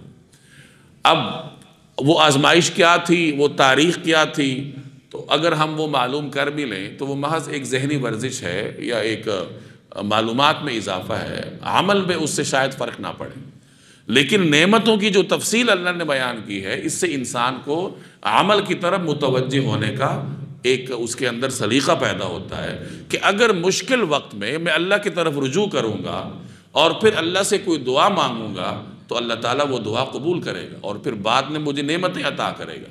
جیسے سلیمان علیہ السلام نے آزمائش کے بعد اللہ سے دعا کی، اللہ نے وہ دعا قبول کی اور پھر یہ نعمتیں ان کو عطا کر دی۔ تو اس لیے قرآن کریم واقعے کے صرف اس جزئی کو، اس پہلو کو بیان کرتا ہے جس کے ساتھ انسانوں کے عمل میں اصلاح کا کوئی پہلو وابستہ ہو۔ تو میں بار بار اس طرح متوجہ کرتا رہتا ہوں، اور وجہ یہ ہے کہ آج کل ہمارے ہاں چونکہ معلومات حاصل کرنے کا خاص طور پر نوجوانوں کو ایک ایسا ذوق ان کو ملا ہوا ہے کہ بس وہ واقعات کی کھود کرید میں پڑے رہتے ہیں، اور صرف ذہنی ورزش کے لیے ان واقعات کو جان لینے کے بعد ان کے عمل پہ اس سے کوئی فرق پڑتا ہے یا نہیں پڑتا تو اس سے کوئی سروکار نہیں ہوتا۔ تو ہمیشہ تاریخ کو پڑھنا چاہیے، واقعات کو بھی پڑھنا چاہیے، معلومات کو بھی حاصل کرنا چاہیے، لیکن ترجیحات مقرر کرنی چاہیے نا۔ ایک آدمی علوم اسلامیہ کا باقاعدہ طالب علم نہیں ہے تو اسے پھر تاریخ میں اتنی کھود کرید میں نہیں جانا چاہیے کہ جہاں جا کے وہ مختلف تشویش کا شکار ہو جائے۔ ہاں کوئی آدمی باقاعدہ علوم اسلامیہ کا طالب علم ہے اور اس ڈسپلن کو اپنی تحقیقات کا مرکز بناتا ہے، اس کے لیے پھر میدان کھلا ہے، وہ جائے اور مطالعہ کرے، تمام تر تاریخی کتب کا مطالعہ کرے، اور چونکہ وہ اس فن کے بنیادی اصول پڑھ چکا ہوتا ہے پھر وہ تاریخی جزیات میں جا کر تشویش کا شکار نہیں ہوتا۔ تشویش کا شکار ہمارا وہ سادہ لوح نوجوان ہوتا ہے کہ جس کے تحقیق کا میدان کمپیوٹر ہے، سائنس ہے، ٹیکنالوجی ہے، یا کوئی اور ڈسپلن اس کی تحقیق کا مرکز ہے، اور ادھر وہ تاریخ میں گھس کے کچھ منفی پہلو رکھنے والے واقعات نکال کے لے آتا ہے، تو پھر اصول تو اس کو معلوم نہیں ہوتے کہ ان کو کیسے پرکھنا ہے یا اس میں سے کون سی اصول کشید کرنے ہیں، تو نتیجتاً تشویش کا شکار ہوتا ہے۔ اور نوجوان آج کل آپ کو ملیں گے نا کہ جی وہ صحابہ کی تاریخ میں پھر یہ ہوا تھا جی، اور پھر وہ فلاں وقت میں پھر یہ ہوا تھا جی۔ تو میں انہیں یہی مشورہ دیتا ہوں کہ اگر آپ نے یہ تاریخ پڑھنی ہے تو کمپیوٹر سائنس ان تمام چیزوں کو چھٹی دیں، BS علوم اسلامیہ میں داخلہ لیں، علوم اسلامیہ کی مبادیات پڑھیں، اس کے بعد آگے ریسرچ کے میدان میں جائیں، اور پھر آپ کے لیے اللہ نے میدان کھولا ہوا ہے، اس میں آگے بڑھیں۔ ایک آدمی میڈیکل کا طالب علم نہیں ہے، اس کو میڈیکل کی مبادیات کا نہیں پتہ، اور وہ جا کے سرجری سیکھنا چاہتا ہے تو سیکھ لے گا، حماقت ہوگی نا۔ تو دیگر فنون میں جیسے ہم ان چیزوں کو سمجھتے ہیں، اس کو عقل کے خلاف سمجھتے ہیں کہ مجھے جب فن کی بنیادی چیزیں نہیں معلوم تو میں وہ انتہا والی چیزیں کیسے معلوم کر سکتا ہوں؟ تو یاد رکھیے یہ صحابہ کے واقعات ہیں، مشاجرات صحابہ جنہیں کہتے ہیں، یا دیگر تاریخ کے اس قسم کے واقعات ہوتے ہیں، یہ علوم اسلامیہ میں آخری مراحل میں جا کے طالب علم کو پڑھائے جاتے ہیں، جہاں اس کی استعداد مضبوط ہوتی ہے، تو پھر وہ ان واقعات کو پڑھتا بھی ہے تو اس کے ذہن میں تشویش پیدا نہیں ہوتی۔ تو قرآن کریم بھی یہی اسلوب ہمیں سکھاتا ہے کہ واقعے کے اس پہلو کو لو جس کا تعلق آپ کے عمل سے۔ ہمارے نوجوانوں کو اس طرح کے سوالات میں بڑا مزہ آتا ہے کہ جی اللہ ایسا پتھر بنا سکتا ہے جسے وہ خود نہیں اٹھا سکتا، اور جی اللہ ایسا کام کر سکتا ہے جی، اور اس سے پوچھو نماز کے فرض کیا ہیں، غسل کے فرض کیا ہیں، جن مسائل کا تعلق اس کی عملی زندگی سے ہوتا ہے وہ اس کو نہیں پتہ ہوتا۔ ذہنی ورزش کا شوق ہوتا ہے کہ بس ذہنی ورزش ہوتی رہے، عمل ہمیں نہ کرنا پڑے۔ وَاذْكُرْ عَبْدَنَا ایوب، اور ہمارے بندے ایوب کو یاد کرو، اِذْ نَادَى رَبَّهُ، جب انہوں نے اپنے پروردگار کو پکارا تھا، اَنِّي مَسَّنِيَ الشَّيْطَانُ بِنُصْبٍ وَعَذَابٍ، کہ شیطان مجھے دکھ اور آزار لگا گیا ہے۔ حضرت ایوب علیہ السلام کا تذکرہ قرآن کریم میں اللہ نے کئی مقامات پر کیا ہے، اور پیچھے تفصیل سے ان کا ذکر بھی آپ سن کر آئے ہیں۔ انبیاء بنی اسرائیل میں سے تھے، اللہ کے جلیل القدر پیغمبر تھے۔ اللہ تبارک و تعالیٰ نے انہیں بڑی مقدار میں دولت سے نوازا تھا۔ کہا جاتا ہے کہ ان کی کوئی بہت بڑی زمین تھی جس پہ ان کے لیے کاشتکاری ہوا کرتی تھی، ہزاروں کی تعداد میں ان کے مویشی تھے، یعنی اپنے زمانے کے امیر کبیر رئیس شمار ہوتے تھے، اور اللہ نے ان کو اولاد بھی عطا کی تھی، گھر بار عطا کیا تھا۔ پھر کوئی وقت ایسا آیا کہ یہ آزمائش کا شکار ہوئے۔ اب یہاں بھی وہی بات ہے، آزمائش کیا تھی، تکلیف کیا تھی، بیماری کیا تھی، قرآن کریم اس کی تفصیل نہیں بیان کرتا۔ نبی کریم صلی اللہ علیہ وسلم سے بھی کسی روایت میں صحیح سند کے ساتھ اس کی تفصیل مذکور نہیں ہے کہ آپ علیہ السلام نے اس کی تفصیل بیان فرمائی۔ پھر وہی بات کہ ہمارے مفسرین اسرائیلی روایات کی بنیاد پر یا دیگر مآخذ کی بنیاد پر پھر ایسے واقعات کی کھود کرید کرتے ہیں، پھر ان آیات کو ان واقعات کی روشنی میں سمجھنے کی کوشش کرتے ہیں۔ لیکن بہرحال قرآن کریم کا اسلوب یہی ہے کہ قرآن نے اس کی تفصیل بیان نہیں کی۔ مختلف روایات جو نقل کی جاتی ہیں ان کا خلاصہ یہ ہے کہ انہیں کوئی بیماری لاحق ہو گئی تھی۔ اب آگے لوگوں نے اس کی تفصیل بیان کی ہے کہ جی وہ ایسی جلد کی بیماری تھی اور اس قسم کی تھی، لیکن وہ بیماری کی بیان کردہ جزیات ایسی ہیں جو ایک پیغمبر کے شایع نشان نہیں ہوتی۔ پیغمبر پہ آزمائشیں آتی ہیں، بیماری بھی آتی ہے، لیکن ایسے موذی امراض سے اللہ تعالیٰ اپنے اس جلیل القدر بندوں کو محفوظ رکھتا ہے جن سے بندے کراہت کرتے ہیں، جیسے متعدی بیماریاں ہیں یا دیگر ایسی بیماری ہیں جن سے لوگ کراہت کا شکار ہوتے ہیں، تو اللہ جل جلالہ اپنے ان جلیل القدر بندوں کو ایسی بیماریوں سے محفوظ رکھتے ہیں۔ تو بس کوئی بیماری تھی جو بھی تھی، اور اس بیماری کی وجہ سے ایوب علیہ السلام تکلیف کا شکار تھے۔ بعض حضرات نے لکھا ہے کہ ان کے جسم کا ایک ایک عضو اس تکلیف کا شکار تھا سوائے زبان کے، چنانچہ زبان صحیح سلامت تھی تو وہ زبان سے اللہ کی مناجات کرتے تھے، اللہ سے دعا کیا کرتے تھے۔ ایک تو یہ جسمانی آزمائش آئی، دوسری طرف کوئی ایسی آزمائش آئی کہ ان کی اولاد جاتی رہی۔ بعض لوگوں نے لکھا ہے کہ چھت گر گئی تھی جس کی وجہ سے ان کی اولاد اللہ کو پیاری ہو گئی، اور بہرحال ایسے حالات پیدا ہوئے کہ نہ ان کی اولاد رہی، ان کی بیویاں بھی نہیں رہیں سوائے ایک بیوی کے جو ان کی خدمت کیا کرتی تھی، اور جسمانی طور پر بھی کسی بیماری کا شکار ہو گئے تھے، کوئی آزمائش آئی تھی۔ اب قرآن کریم آزمائش کی تفصیل بیان کیے بغیر یہ بیان کرتا ہے کہ اس آزمائش میں ایوب علیہ السلام نے کیا کیا۔ تو یہاں وہی بیان فرمایا کہ انہوں نے اللہ کو پکارا تھا اور کیا کہا تھا کہ یا اللہ میں شیطان کی طرف سے دکھ اور اس تکلیف کا شکار ہوں۔ اور سورہ انبیاء میں آپ پڑھ کر آئیں کہ انہوں نے کہا تھا رب انی مسنی الضر، کہ یا اللہ مجھے یہ تکلیف پہنچی ہے، وانت ارحم الراحمین، اور آپ کیا ہیں؟ ارحم الراحمین ہیں۔ ادب دیکھیے ایک پیغمبر کا کہ یہ نہیں فرما رہے کہ یا اللہ آپ نے مجھے اس تکلیف میں مبتلا کیا، بلکہ یہ فرمایا جا رہا ہے، یہ عرض کیا جا رہا ہے کہ رب انی مسنی الضر، کہ یا اللہ میں تو اس تکلیف کا شکار ہو گیا ہوں، یہ تکلیف مجھے لاحق ہو گئی ہے، اور آپ ارحم الراحمین ہیں تو یہ تکلیف مجھ سے ہٹا لیجیے۔ یہاں جو فرمایا گیا کہ شیطان مجھے دکھ دے گیا ہے، اس کی تفصیل بعض حضرات نے بیان کی ہے کہ وہ ان کی اہلیہ جو ان کی خدمت کیا کرتی تھی، انتہائی وفا شعار تھی۔ اس بیماری میں بھی جب سب لوگ ساتھ چھوڑ گئے تھے، نہ مال رہا، نہ اولاد رہی، نہ زمینیں رہی، نہ وہ ریاست رہی، تو اس تنگی کے عالم میں بھی اس وفا شعار اہلیہ نے ان کا ساتھ نہیں چھوڑا، ان کی خدمت کیا کرتی تھی۔ اب شیطان نے ان کی اہلیہ پر دوسرے طریقے سے وار کرنا چاہا کہ میں ان کی اہلیہ کو کسی طرح ان کی عقیدہ توحید کو متزلزل کر دوں، جو اللہ پہ ان کا ایمان ہے، چونکہ پیغمبر کی اہلیہ ہے، تو شیطان نے یہ چاہا کہ میں ان کی اہلیہ کے ایمان میں کوئی نقب لگا سکوں یا ادھر مجھے کوئی راستہ ملے۔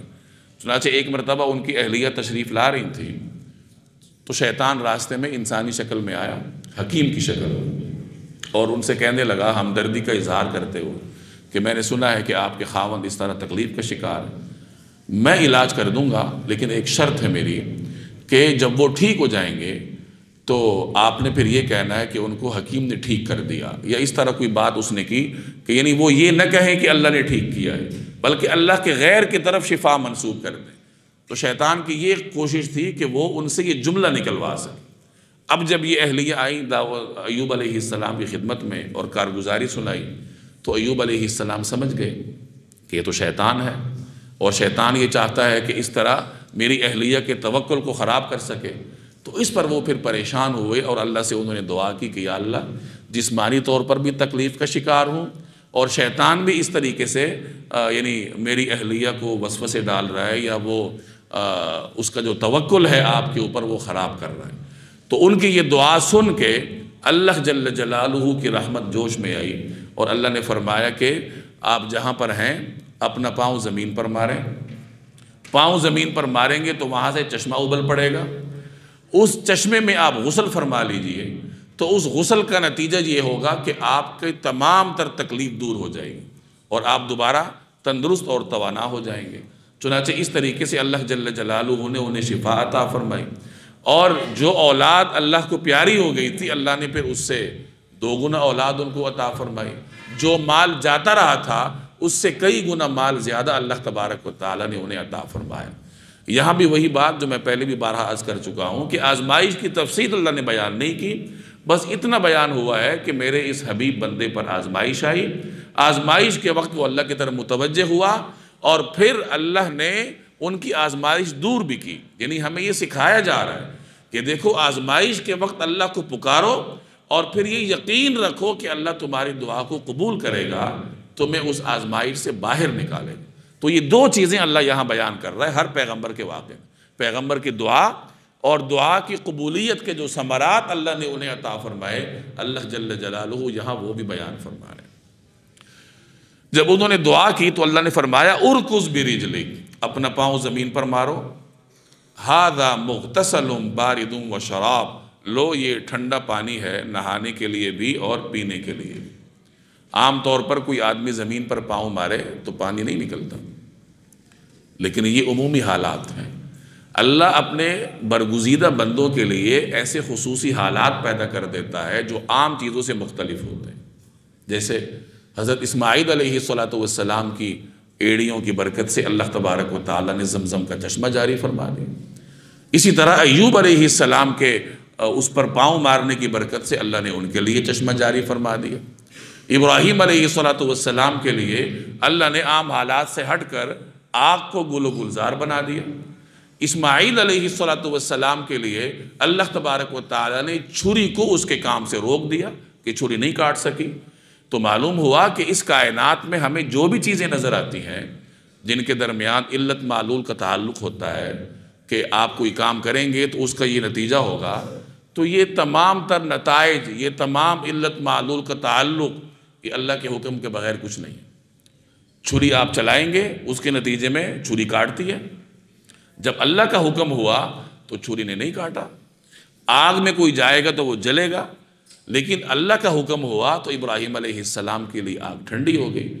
تو معلوم کیا ہوا کہ کائنات میں جو بھی قوانین کار فرما ہیں وہ اللہ کے حکم سے ہیں، اور جب اللہ چاہتا ہے تو ان قوانین میں اللہ تعالیٰ تبدیلی کر دیتا ہے۔ عام طور پر کوئی آدمی دروازہ نہیں اٹھا سکتا کوئی بھاری، لیکن حضرت علی رضی اللہ تعالیٰ عنہ نے وہ خیبر کا بھاری دروازہ تنہا اٹھایا تھا، اور جب انہوں نے رکھ لیا تو اس کے بعد بہت سارے لوگ مل کر بھی نہیں اٹھا سکے۔ تو جی اللہ تبارک و تعالی نے ایک طاقت ان کے اندر پیدا کر دی تھی. تو اللہ جل جلالہ اس طریقے سے لوگوں کو دکھاتا ہے کہ یہ جتنے قوانین فطرت ہیں یہ سب اللہ کے حکم کے تابع ہیں، اور اللہ جب چاہتا ہے تو ان قوانین فطرت کے خلاف کرنے پر بھی قادر ہوتا ہے. تو فرمایا ارکض برجلک، اپنا پاؤں زمین پر مارو، ھذا مغتسل بارد و شراب، یہ ٹھنڈا پانی ہے نہانے کے لیے بھی اور پینے کے لیے بھی. وَوَهَبْنَا لَهُ أَهْلَهُ وَمِثْلَهُمْ مَعَهُمْ، اور ہم نے انہیں ان کے گھر والے بھی عطا کیے اور ان کے ساتھ اتنے ہی اور بھی، یعنی بعد میں اللہ نے سب کچھ ان کو 2 گنا عطا کیا. رحمتم منا، تاکہ ان پر ہماری رحمت ہو، وذکریٰ لأولی الالباب، اور عقل والوں کے لیے یہ ایک یادگار نصیحت. یہ اب اللہ تعالیٰ اس کی مصلحت حکمت بیان کر رہا ہے. یہ میں پہلے بھی عرض کر چکا ہوں کہ اللہ تعالیٰ پیغمبر کی دعا نقل کر رہا ہے، اور اس دعا کے جو ثمرات اللہ نے پیغمبر کو عطا کی اللہ وہ بیان فرما رہا ہے. کیوں؟ تاکہ عقل والوں کے لیے یہ یادگار نصیحت بنے. عقل والے سیکھ لیں کہ آزمائش کے وقت اللہ سے مانگا جاتا ہے، اور پھر یہ یقین رکھا جاتا ہے کہ اللہ جل جلالہ کیا کرے گا، ہمیں وہ آزمائش ہم سے دور کر کے ہمیں وہ عطا کرے. لیکن ہماری توجہ ان کی طرف نہیں ہوتی، ہم نے وہ واقعات کی کھود کرید کرنی ہوتی ہے اور اسرائیلی روایات کے اندر جا کے اپنے ذہن کو تشویش کا شکار کرنا ہوتا ہے. تو بہرحال عملی پہلو کی طرف ہماری توجہ ہونی چاہیے. وَخُذْ بِيَدِكَ، اور اپنے ہاتھ میں لیجئے، کیا لیجئے؟ ضِغْصًا، ایک مٹھی بھر تنکے، اپنے ہاتھ میں تنکوں کی ایک مٹھی لے لیجئے. فَضْرِبْ بِهِ، اور اس سے ماریے. وَلَا تَحْنَثْ، اور اپنی قسم مت توڑیے. یہ ان کی اہلیہ سے منسوب ایک واقعہ ہے کہ ایوب علیہ السلام اپنی اہلیہ سے کسی موقع پہ ناراض ہو گئے تھے. وہ کون سا موقع تھا اس کی بھی تفصیل نہیں. مفسرین فرماتے ہیں کہ وہ جو شیطان اس کے راستے میں آیا تھا اور اس نے پھر آ کے ایوب علیہ السلام سے وہ ماجرہ بیان کیا تھا، تو ایوب علیہ السلام کو ناگوار گزرا تھا، اور پھر انہوں نے غصے میں آ کے یہ قسم کھائی تھی کہ جب میں صحت یاب ہو جاؤں گا تو میں پھر تمہیں 100 قمچیاں لگاؤں گا. تو اب یہ قسم کھا لی، لیکن جب وہ صحت یاب ہوئے تو وہ پھر اس قسم پر عمل نہیں کرنا چاہتے تھے. وفا شعار بیوی تھی تو اس کو اس طرح مارنا ان کو گوارا نہیں تھا. اب کیا کریں؟ ایک طرف قسم ہے اور دوسری طرف پھر وہ وفا شعار بیوی ہے. تو اللہ تبارک و تعالی نے پھر اس مشکل حالت سے نکلنے کا راستہ انہیں دکھایا کہ آپ نے 100 قمچیاں مارنے کی قسم کھائی ہے. تو اس کا طریقہ یہ ہے کہ آپ کوئی گٹھڑ لے لیں جس میں 100 تنکیں، اور اسی سے ہلکی سی ایک ضرب لگا دیں. تو وہ گویا کہ ہر تنکے کے بدلے میں الگ ضرب شمار ہو جائے گی. تو آپ کی طرف سے 100 ضربیں بھی ہو جائیں گی، قسم بھی نہیں ٹوٹے گی، اور اہلیہ کا دل بھی سلامت رہے گا، اس کے عزت نفس پر بھی کوئی حرف نہیں آئے گا. تو اس طریقے سے اللہ تبارک و تعالیٰ نے انہیں اس قسم سے نکلنے کا ایک راستہ بتایا. اس کے نظائر ہم رسول اللہ صلی اللہ علیہ وسلم کی سیرت میں بھی ملتے ہیں کہ بسا اوقات کسی پہ زنا کی حد جاری کرنی ہوتی.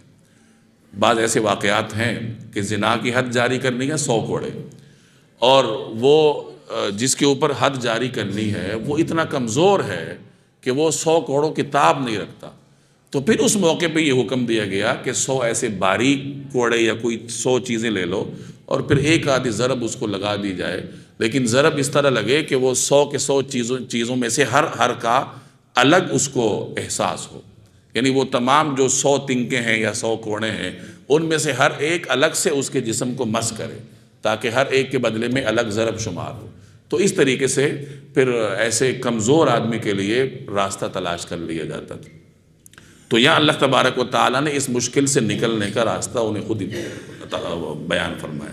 اِنَّا وَجَدْنَاهُ صَابِرًا، حقیقت یہ ہے کہ ہم نے انہیں بڑا صبر کرنے والا پایا تھا. کن کو؟ ایوب علیہ السلام کو. آگے دیکھیں، نعم العبد، وہ بہترین بندے تھے. یہ کون فرما رہا ہے؟ اللہ فرما رہا ہے اپنے بندے کے لیے. یعنی یہ کتنا بڑا اعزاز ہے کہ اللہ جل جلالہ نے آزمائش بھیجی، اور سخت آزمائش تھی، جسمانی بھی، مالی بھی، گھریلو بھی. اور ان تمام تر آزمائشوں میں وہ سرخرو نکلے، اس شان سے سرخرو نکلے کہ اللہ نے تعریف فرمائی کہ کیا خوب بندہ ہے ایوب. انہو اواب، وہ واقعی اللہ سے خوب لو لگائے ہوئے تھے. وَاذْكُرْ عِبَادَنَا إِبْرَاهِيمَ وَإِسْحَاقَ وَيَعْقُوبَ أُولِي الْأَيْدِي وَالْأَبْصَارِ، اور ہمارے بندو ابراہیم، اسحاق اور یعقوب کو یاد کرو جو کہ ہاتھ اور آنکھیں رکھتے تھے۔ قرآن کریم میں جگہ جگہ بسا اوقات ہاتھوں کا اور آنکھوں کا ذکر ہوتا ہے۔ مفسرین فرماتے ہیں کہ اس کی وجہ یہ ہے کہ انسان کا علم دو طرح ہوتا ہے۔ ایک علم وہ ہے جو اس کے عمل سے تعلق رکھتا ہے، اور ایک علم وہ ہے جو اس کے نظریے سے تعلق رکھتا ہے۔ یعنی ایک علم آپ کے نظریے کو مضبوط کرتا ہے اور ایک علم آپ کے عمل کو سنوارتا ہے۔ عمل یا علم ہوتا ہے۔ جس علم کا تعلق عمل سے ہے وہ ہاتھوں سے انجام پاتا ہے، ہاتھ اس کے لیے کام آتے ہیں، اور جس علم کا تعلق نظریے سے ہے اس کے لیے آنکھیں معاون ہوتی ہیں۔ آنکھ دیکھتی ہے، دیکھنے کے نتیجے میں دماغ غور و فکر کرتا ہے، اور غور و فکر کرنے کے نتیجے میں انسان کا نظریہ پختہ ہوتا ہے، اس کے خیالات میں پختگی آتی ہے۔ تو اس لیے اللہ جل جلالہ آنکھوں اور ہاتھوں کا ذکر کرتا ہے قرآن کریم میں جگہ جگہ۔ اور کفار کے بارے میں فرمایا گیا کہ وہ سمن ہے، بکمن ہے، عمیٌ ہے، یعنی نہ دیکھتے ہیں نہ سنتے ہیں، ان کی کسی توانائی کا کوئی اعتبار نہیں۔ کیوں؟ کیونکہ باوجود یہ کہ بظاہر وہ بڑے بڑے علوم کے حامل ہیں، لیکن ان علوم نے انہیں نہ تو نظریاتی پختگی عطا کی ہے اور نہ ہی عمل میں نکھار عطا کیا، تو یہ علوم کسی کھاتے کے نہیں، اور ان کی یہ صلاحیتیں بھی کسی کھاتے کے نہیں۔ تو یہاں حضرات انبیاء علیہم السلام، حضرت ابراہیم، حضرت اسحاق، حضرت یعقوب علیہم السلام کے بارے میں فرمایا کہ وہ ہاتھ بھی رکھتے تھے اور آنکھیں بھی، یعنی اللہ نے انہیں اقتدار بھی عطا کیا تھا اور انہیں ایمان کی معراج بھی اللہ جل جلالہ نے عطا کی تھی۔ اِنَّا أَخْلَصْنَاهُمْ بِخَالِصَةٍ ذِكْرَ الدَّارِ، ہم نے انہیں ایک خاص وصف کے لیے چن لیا تھا جو حقیقی گھر کی یاد تھی۔ یعنی یہ ان کا نمایاں وصف تھا کہ وہ حقیقی گھر کی یاد رکھتے تھے اور دوسروں کو اس کی طرف متوجہ بھی کرتے تھے۔ حقیقی گھر سے مراد آخرت کا گھر، گویا قرآن کریم گھر ہی آخرت کے گھر کو سمجھتا ہے۔ دنیا میں انسان کے گھر کو گھر نہیں سمجھا جاتا، دنیا میں تو انسان مسافر ہے نا، مسافر کے گھر کا کیا اعتبار ہے، مسافر کا کیا مستقل ٹھکانہ ہوگا، مسافر کا تو عارضی ٹھکانہ ہوتا ہے۔ انسان جب اپنے حقیقی جگہ پر پہنچے گا یعنی جنت میں، تو وہی پھر اس کا مستقل ٹھکانہ ہوتا ہے۔ وَإِنَّهُمْ عِنْدَنَا لَمِنَ الْمُصْطَفَيْنَ الْأَخْيَارِ، اور حقیقت یہ ہے کہ ہمارے نزدیک وہ چنے ہوئے بہترین لوگوں میں سے تھے۔ وَاذْكُرْ إِسْمَاعِيلَ وَالْيَسَعَ وَذَا الْكِفْلِ وَكُلٌّ مِّنَ الْأَخْيَارِ، اور اسماعیل اور الیسع اور ذو الکفل کو یاد کرو، اور یہ سب بہترین لوگوں میں سے تھے۔ اب یہاں تین انبیاء علیہم السلام کا تذکرہ ہے۔ ایک حضرت اسماعیل علیہ السلام کا، ان کے حالات سے آپ واقف ہیں کہ حضرت ابراہیم علیہ السلام کے بڑے بیٹے تھے، پیچھے آپ تفصیل سے ان کا ذکر پڑھ کر آئے ہیں سورہ صافات میں کہ ابراہیم علیہ السلام نے ان کو حجاز میں لا کے آباد کیا تھا۔ آگے حضرت یسع علیہ السلام کا ذکر ہے۔ حضرت یسع علیہ السلام کا ذکر قرآن کریم میں دو جگہوں پر ہے، ایک یہاں پر اور ایک پیچھے سورہ انبیاء میں۔ باقی ان کی کوئی تفصیل مذکور نہیں ہے، نہ قرآن کریم نے بیان کی ہے اور نہ ہی جناب نبی کریم صلی اللہ علیہ وسلم سے منسوب کسی روایت میں ان کا ذکر ہے۔ مفسرین فرماتے ہیں کہ یہ حضرت الیاس علیہ السلام کی جانشین تھے۔ اللہ تبارک و تعالیٰ نے انہیں نبوت سے سرفراز فرمایا تھا حضرت الیاس علیہ السلام کے بعد۔ آگے حضرت ذوالکفل علیہ السلام کا ذکر، ان کا تذکرہ بھی قرآن کریم میں دو مقامات پر ہے بغیر کسی تفصیل کے کہ یہ ان کا نام ہے یا نام کچھ اور ہے، یہ ان کا لقب ہے، اور کہاں کے تھے، زمانہ کون سا تھا، کیا تفصیلات ہیں، قرآن کریم نے بیان نہیں کی۔ مفسرین نے مختلف مآخذ کی روشنی میں کچھ تفصیلات ذکر کی ہیں، ان کا خلاصہ یہ ہے کہ یہ حضرت یسع علیہ السلام کی جانشین تھے جن کا ذکر ابھی یہاں ہوا۔ حضرت یسع علیہ السلام الیاس علیہ السلام کی جانشین تھے، اور حضرت یسع علیہ السلام کے آگے جانشین حضرت ذوالکفل علیہ السلام۔ ایک روایت نقل کی جاتی ہے کہ جب حضرت یسع علیہ السلام یہ بڑھاپے میں پہنچ گئے تو چونکہ یہ بنی اسرائیل کے خلیفہ بھی تھے، ان کے فیصلے فرمایا کرتے تھے، ان کی رشد و ہدایت کے ساتھ ان کے دنیاوی امور پر بھی اللہ نے انہیں مقرر کیا تھا۔ تو انہوں نے یہ سمجھا کہ میں اپنی زندگی ہی میں اپنا کوئی جانشین مقرر کروں تاکہ میرے بعد بنی اسرائیل کے معاملات میں بگاڑ نہ آئے۔ اب سوچنے لگے کہ میں جانشین کس کو بناؤں۔ چنانچہ ایک موقع پر انہوں نے بنی اسرائیل کو جمع کیا اور فرمایا کہ میں تم لوگوں میں سے اپنا کوئی جانشین مقرر کرنا چاہتا ہوں۔ لیکن میری کچھ شرائط ہیں، جانشین اس کو بناؤں گا جس میں 3 شرائط۔ پہلی شرط کہ وہ دن کو ہمیشہ روزہ رکھے، ہمیشہ دن کو روزہ رکھے۔ دوسری شرط پوری رات ہمیشہ اللہ کی عبادت کرے، رات کو سوئے گا نہیں، کیا کرے گا؟ اللہ کی عبادت کرے گا۔ تیسری شرط کبھی بھی غصے کو اپنے قریب نہ آنے دے۔ یہ 3 شرطیں تم میں سے کون پورا کر سکتا؟ چنانچہ ایک شخص کھڑے ہوئے جو کہ اس وقت بنی اسرائیل کے معاشرے میں کچھ زیادہ معروف نہیں تھے، غیر معروف شخصیت تھی، کھڑی ہوئی، اور انہوں نے عرض کیا کہ میں ان 3 شرائط پر پورا اتروں گا۔ حضرت یسع علیہ السلام نے دوبارہ شرائط گنوائی کہ دیکھو یہ 3 شرطیں ہیں، دن کو ہمیشہ روزہ رکھنا ہے، رات کو ہمیشہ عبادت کرنی ہے، اور غصے کو قریب نہیں آنے دینا۔ انہوں نے عرض کیا کہ جی مجھے یہ شرطیں منظور ہیں۔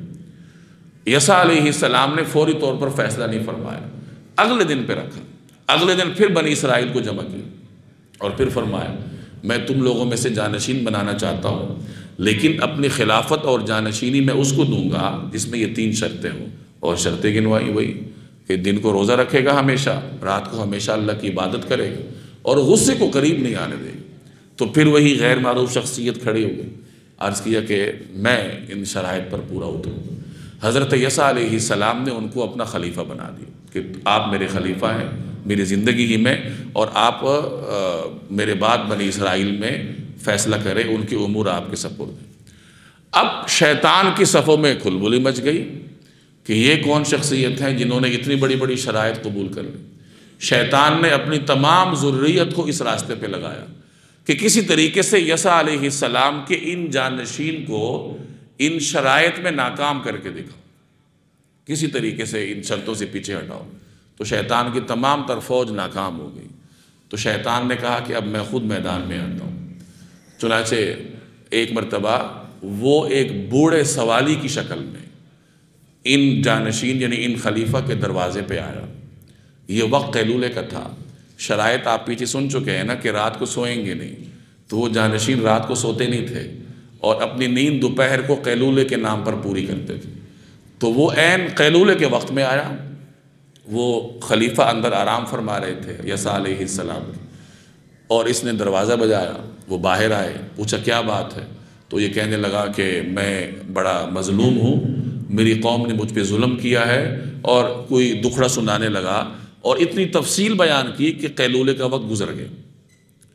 اس کا مقصد یہ تھا کہ یہ سو نہ پائیں، قیلولے کے وقت اس نے گزار دیا۔ تو خلیفہ نے فرمایا کہ ایسا کرو شام کو میرے پاس آ جانا، جب میں مجلس میں بیٹھوں گا تو تمہارا مقدمہ سنوں گا، فیصلہ کر دوں گا۔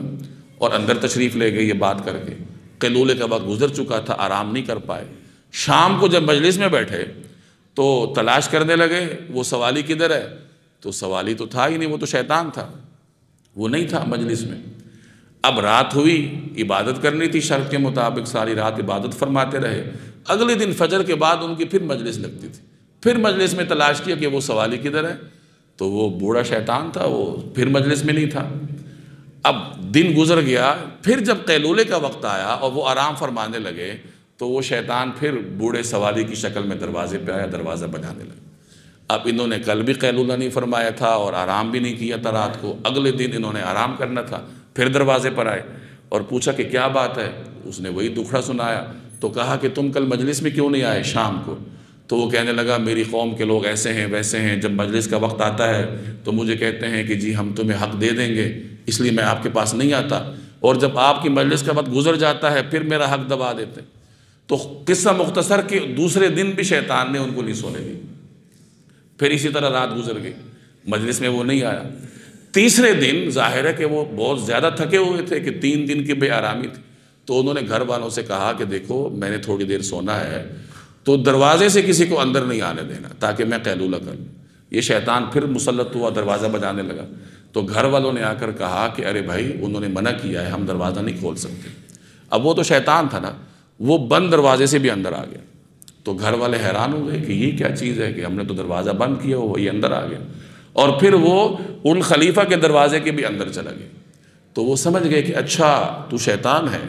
تو پھر شیطان کہنے لگا کہ بات یہ ہے کہ ہم آپ کو یسع علیہ السلام کی شرائط سے پیچھے ہٹانے کی کوشش کر رہے تھے کہ کسی طریقے سے آپ دن کا روزہ چھوڑ دیں، رات کی عبادت چھوڑ دیں۔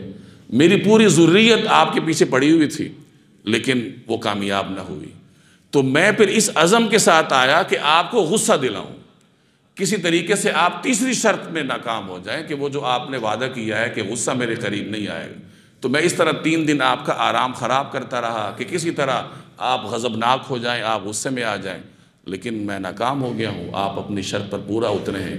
تو پھر ان کا نام ذوالکفل پڑا کہ انہوں نے گویا کہ ان 3 شرائط کو اس قدر پابندی کے ساتھ پورا کیا، اس قدر ذمہ داری کے ساتھ ان کا بوجھ اٹھایا کہ ان کا لقب ہی وہاں سے کیا پڑ گیا؟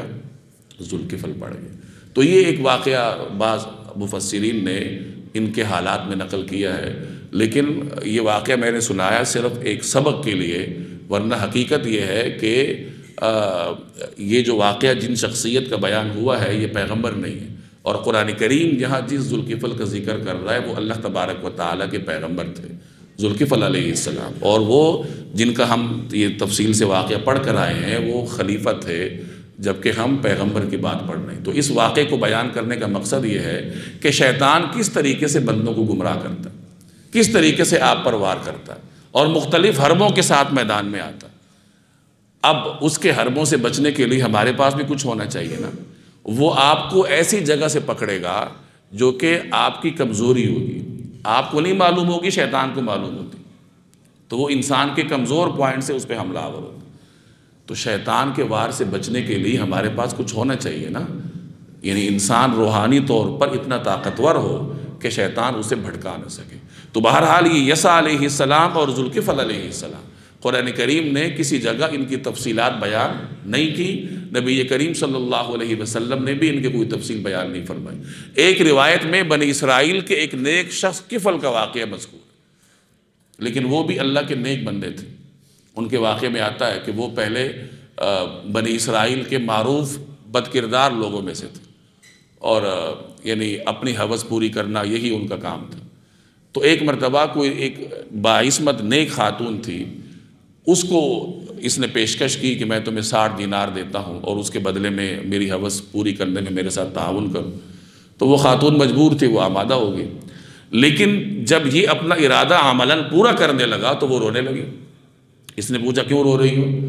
تو اس نے کہا کہ میں نے کبھی گناہ کا کام نہیں کیا، لیکن اس طرح میں بہت مجبور ہوں تمہارے ان پیسوں کے لیے، تو انتہائی مجبور ہو کر میں یہ گناہ تو کر رہی ہوں، لیکن اللہ کا خوف میرے دل میں ہے، میں اس لیے رو رہی ہوں۔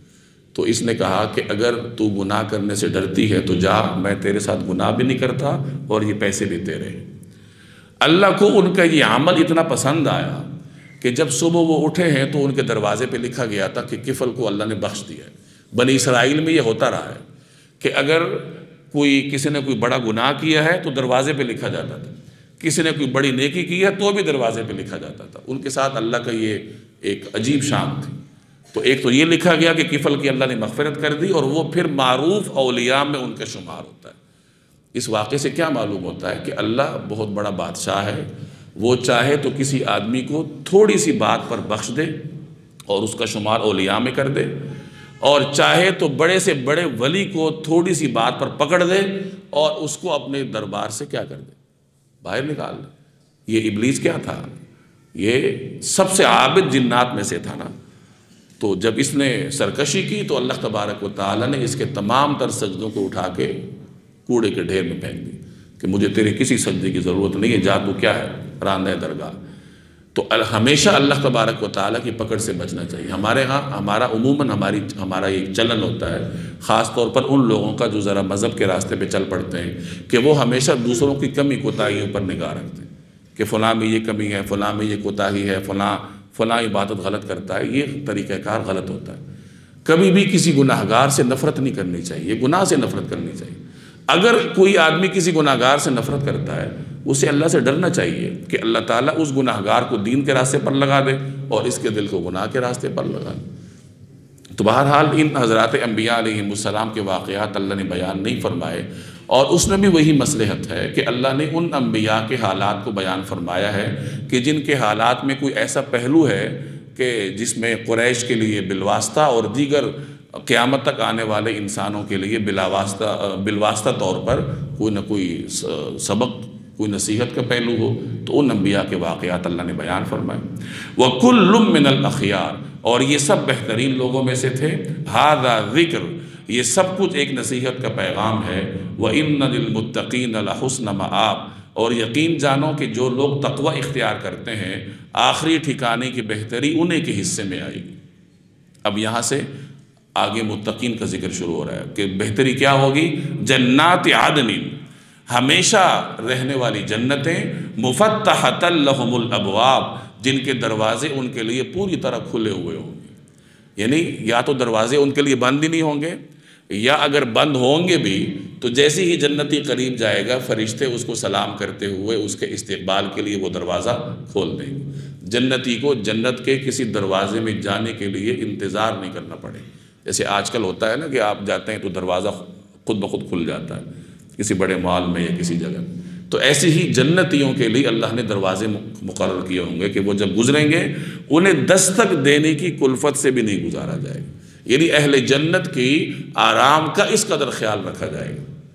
متکئین فیہا، جہاں وہ تکیہ لگائے ہوئے ہوں گے، یدعون فیہا، اور وہاں وہ منگوا رہے ہوں گے کیا؟ بفاکہۃ کثیرۃ وشراب، بہت سے میوے اور مشروبات۔ تکیے لگا کے بیٹھے ہوں گے اپنی بیویوں کے ساتھ، اپنی حوروں کے ساتھ، اور کیا کام ہوگا؟ کبھی ایک پھل منگوا رہے ہیں، کبھی دوسرا منگوا رہے ہیں۔ اللہ تبارک و تعالیٰ نے اس طریقے سے انہیں آرام دیا ہوگا۔ وَعِندَهُمْ قَاصِرَاتُ الطَّرْفِ أَتْرَابٌ، وَعِندَهُمْ، اور ان کے پاس ہوں گی قاصرات الطرف، ایسی عورتیں جن کی نگاہیں اپنی شوہر پر مرکوز ہوں گی۔ اس کی تفصیل پیچھے بھی آ چکی ہے۔ اطراب، ہم عمر خواتین، یعنی وہ خواتین آپس میں بھی ہم عمر ہوں گی اور اس جنتی کی بھی ہم عمر ہوں گی جس کی وہ بیویاں ہیں۔ هَذَا مَا تُوعَدُونَ لِيَوْمِ الْحِسَابِ، یہ ہے وہ جس کا تم سے روز حساب میں وعدہ کیا گیا ہے۔ یعنی یہ نعمتوں سے لبریز ایک زندگی ہے اور تم سے وعدہ کیا گیا ہے کہ یہ زندگی اللہ تمہیں عطا کرے گا، لیکن اس زندگی کو حاصل کرنے کے لیے تمہیں کچھ کرنا پڑے گا۔ إِنَّ هَذَا لَرِزْقُنَا مَا لَهُ مِن نَفَادٍ، بے شک یہ ہماری عطا ہے جو کبھی ختم ہونے والی نہیں ہے، یہ ہمیشہ ہمیشہ کے لیے۔ ہذا، یہ ہے، وَإِنَّ لِلطَّاغِينَ لَشَرَّ مَآبٍ، اور دوسری طرف کیا حالات ہیں کہ وَإِنَّ لِلطَّاغِينَ لَشَرَّ مَآبٍ، کہ جن لوگوں نے سرکشی اختیار کی ہے، لَشَرَّ مَآبٍ، ان کا آخری ٹھکانہ یقیناً بہت برا ہوگا۔ وہ کیا ہوگا؟ جہنم، یعنی دوزخ، یصلونہا، جس میں وہ داخل ہوں گے، فبئس المہاد، پھر وہ ان کا بدترین بستر بنے گی۔ ہذا، یہ ہے، یعنی کھولتا ہوا پانی، فَلْيَذُوقُوهُ حَمِيمٌ وَغَسَّاقٌ، اب چکھو اس کھولتے ہوئے پانی کو اور پیپ کو، یعنی یہ تمہاری سزائیں ہیں، اب چکھو حمیم اور غساق۔ حمیم کا معنی کھولتا ہوا پانی، غساق کے دو معنی کیے گئے ہیں، ایک زخموں سے نکلنے والی پیپ، یعنی جب جہنمی پانی کا مطالبہ کرے گا تو یا تو اسے ایسا کھولتا ہوا پانی دیا جائے گا کہ جب وہ اسے اپنے حلق سے اتارے گا تو وہ اس کے جسم کے ہر عضو کو جلا کے راکھ کر دے گا اندر، اور یا پھر اسے اپنے زخموں کی پیپ پینے پہ مجبور کیا گیا۔ تو غساق کا ایک معنی زخموں کی پیپ، اور ایک معنی اس کا انتہائی یخ بستہ پانی جو پینے کے قابل نہ ہو۔ اگر کوئی جہنمی اس کو پیے تو اس کی ٹھنڈک اس کے اندرونی نظام کو تباہ و برباد کرے، یعنی کوئی ایسا پانی ان کو نہیں دیا جائے گا جس سے ان کی پیاس بجھ جائے، بلکہ ایسا پانی ان کو دیا جائے گا جس سے ان کی تکلیف میں اور اضافہ ہو جائے۔ وَآخَرُ مِن شَكْلِهِ أَزْوَاجٌ، اور ان طرح طرح کی چیزوں کا جو اسی جیسی ہوں گی، یعنی یہ سزائیں ہیں، کھولتا ہوا پانی ہے، غساق ہے، اور سزاؤں کی مختلف ایسی اقسام ہیں جن میں سے ہر سزا جہنمی کی تکلیف کو دوبالا کر دے گی۔ ہذا فوج مقتحم معکم، اب ہوگا یہ کہ اہل جہنم میں فوج در فوج داخل ہو۔ پہلے وہ لوگ آئیں گے جو دنیا میں لیڈر سمجھے جاتے تھے، ان کا ریلا داخل ہوگا۔ پھر وہ لوگ آئیں گے جو دنیا میں کمزور ہوتے تھے اور اپنے لیڈروں کے پیچھے چلتے تھے۔ تو یہاں ان کے ان افواج کا ذکر ہو رہا ہے کہ کیسے وہ غول در غول دو حصوں میں داخل ہوں۔ ہذا فوج مقتحم معکم، یہ ایک اور لشکر ہے جو تمہارے ساتھ گھسا چلا آ رہا ہے۔ جب یہ اس کو دیکھیں گے کہ یہ گھسا ہوا آ رہا ہے تو کہیں گے لا مرحبا بہم، پھٹکار ہو ان پر، یعنی ہم ان کو ویلکم نہیں کرتے، مرحبا نہیں کہتے، پھٹکار ہو ان پر۔ انہم صال النار، یہ سب آگ میں جلنے والے ہیں۔ یہ پہلے سے موجود جہنمی نئے آنے والے ریلے کو کہیں گے۔ پہلے سے موجود لیڈران ہیں، نئے آنے والے ان کے پیچھے چلنے والے ہیں جو دنیا میں ان کے پیچھے چلتے تھے۔ تو یہ لیڈران کہیں گے کہ تم ایسی جگہ آ گئے ہو جہاں تمہیں ویلکم بھی نہیں کیا جا سکتا، تمہیں مرحبا بھی نہیں کیا جا سکتا، تم نے آگ میں جلنا ہے۔ اب آنے والے کہیں گے، قالو وہ کہیں گے یعنی آنے والے، بل انتم بلکہ تم ہو، لا مرحبا بکم بلکہ پھٹکار تم ہی پر ہو، یعنی تم ہمارے اوپر پھٹکار کر رہے ہو تو ہم تمہارے اوپر پھٹکار کر رہے ہیں۔ حقیقی پھٹکار کے مستحق تم ہو، کیوں؟ اس لیے کہ انتم قدمتموہ لنا، تم ہی تو یہ مصیبت ہمارے آگے لائے ہو، یعنی تم ہمیں اپنے پیچھے چلاتے تھے، تمہاری وجہ سے ہم اس حال تک پہنچے ہیں۔ فبئس القرار، اب تو یہی بدترین جگہ ہے جس میں رہنا ہوگا، تمہیں بھی رہنا ہوگا، ہمیں بھی رہنا ہوگا۔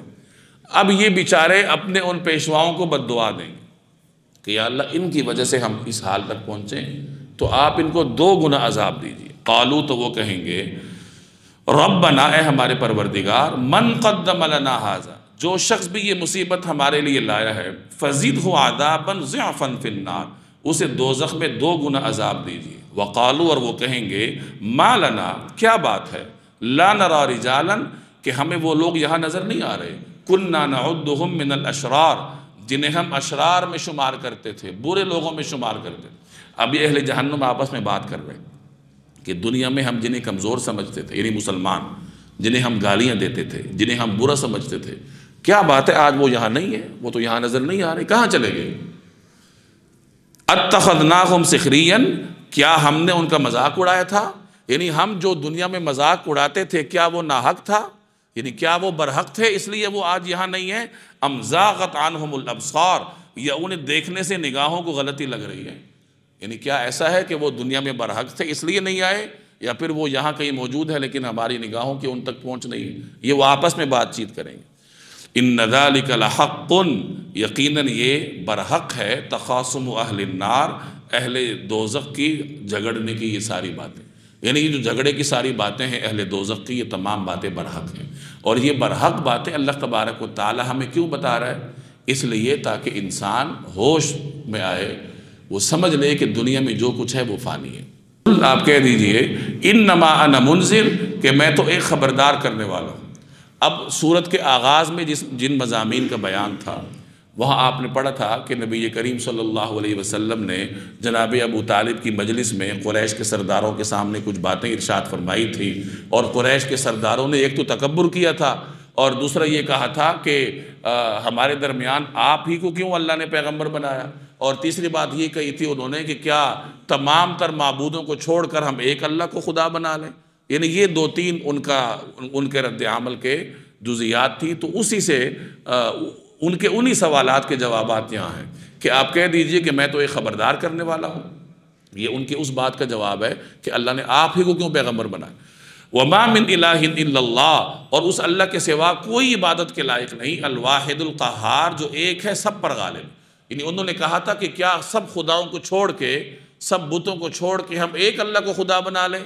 تو ان سے کہا جا رہا ہے کہ ایک اللہ کو اس لیے تمہیں معبود بنانا پڑے گا کیونکہ قہار وہ ہے، واحد وہ ہے، اور مالک وہ ہے، تمہارے بتوں میں یہ صلاحیتیں نہیں ہیں، تو اس لیے سب کو چھوڑ کے اس واحد اور قہار کی بارگاہ میں آنا پڑے گا۔ رب السماوات والارض، جو تمام آسمانوں اور زمینوں کا مالک ہے، وما بینہما، اور ان کے درمیان ہر چیز کا، العزیز، جس کا اقتدار سب پر غالب ہے، سب پر چھایا ہے، الغفار، جو بہت بخشنے والا ہے۔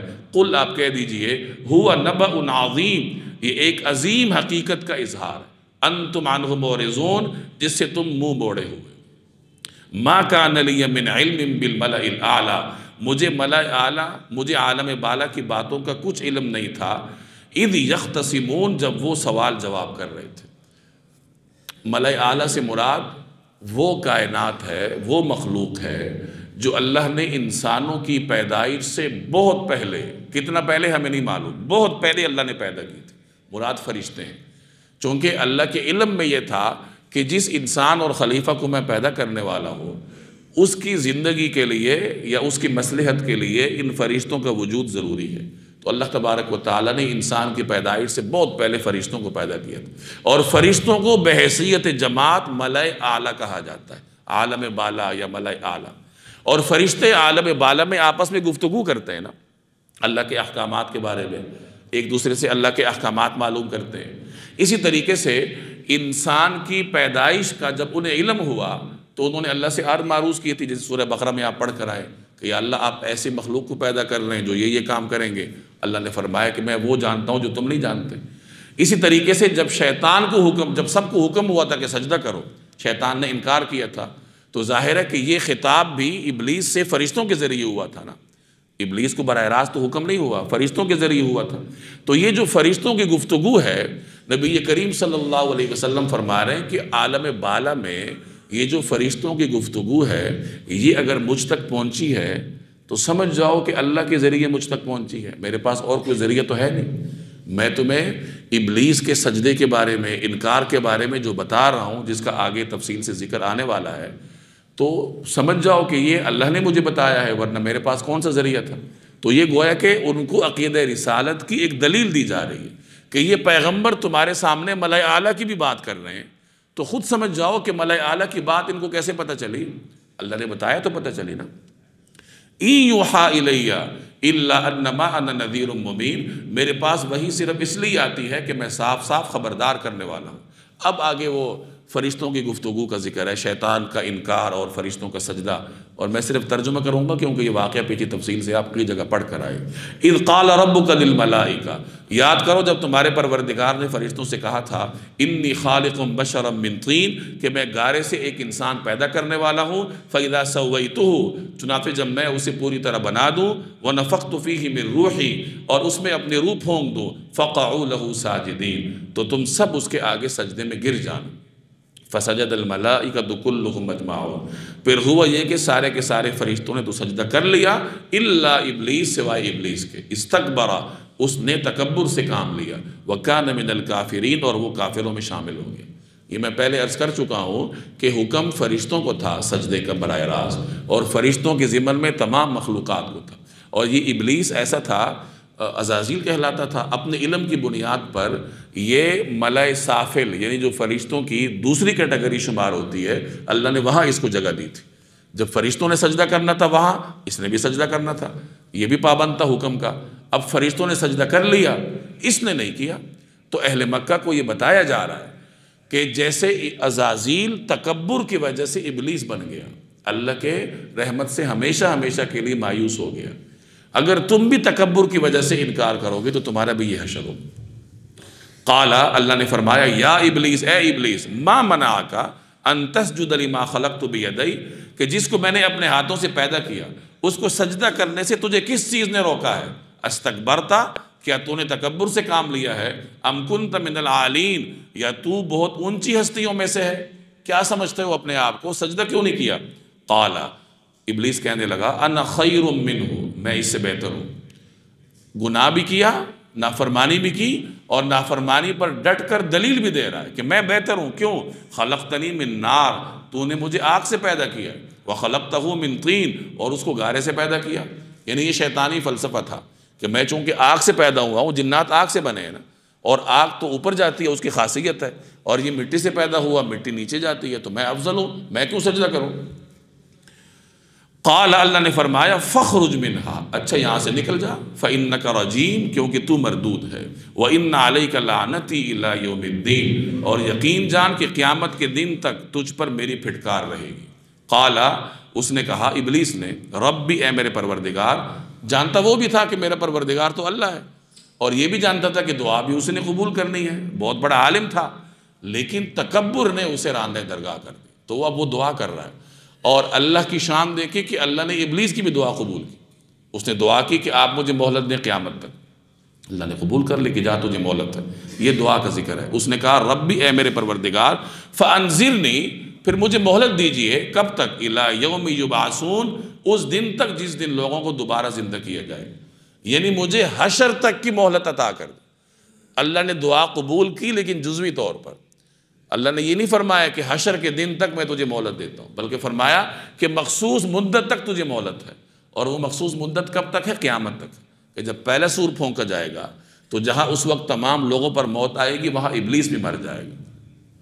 قال، اللہ نے فرمایا، فإنک من المنذرین، چل تجھے ان لوگوں میں شامل کر لیا گیا ہے جنہیں مہلت دی جائے گی۔ یعنی تیری بات منظور ہے، تجھے مہلت دی جائے گی، لیکن کب تک؟ الی یوم الوقت المعلوم، ایک متعین وقت کے دن تک، یعنی ایک متعین دن ہے، اس کے وقت تک تمہیں مہلت ہے۔ قال، وہ کہنے لگا ابلیس، فبعزتک، تو کہ بس میں پھر تیری عزت کی قسم کھاتا ہوں، اللہ کی عزت کی قسم کھا کر کہہ رہے ہیں، لأغوینہم اجمعین، کہ میں ان سب کو بہکاؤں گا۔ اور دوسری جگہ وہ اس کی تفصیل بھی بیان کرتا ہے کہ میں کیسے بہکاؤں گا، میں ان کو آگے سے، پیچھے سے، دائیں سے، بائیں سے، ہر طرف سے ان پہ حملہ آور ہوں، اور میری کوشش ہوگی کہ یہ ناشکرہ بنے۔ یہ ابلیس نے اپنے عزائم کا اظہار کیا تھا کہ میں ان سب کو بہکاؤں گا۔ یہ بات ابلیس کو بھی معلوم تھی کہ جو اللہ کے مخلص بندے ہیں ان پر میرا بس نہیں چلے گا، اس کا ذکر ہے آگے، الا عبادک منہم المخلصین، سوائے تیرے برگزیدہ بندوں کے، باقی میں سب کو بہکاؤں گا۔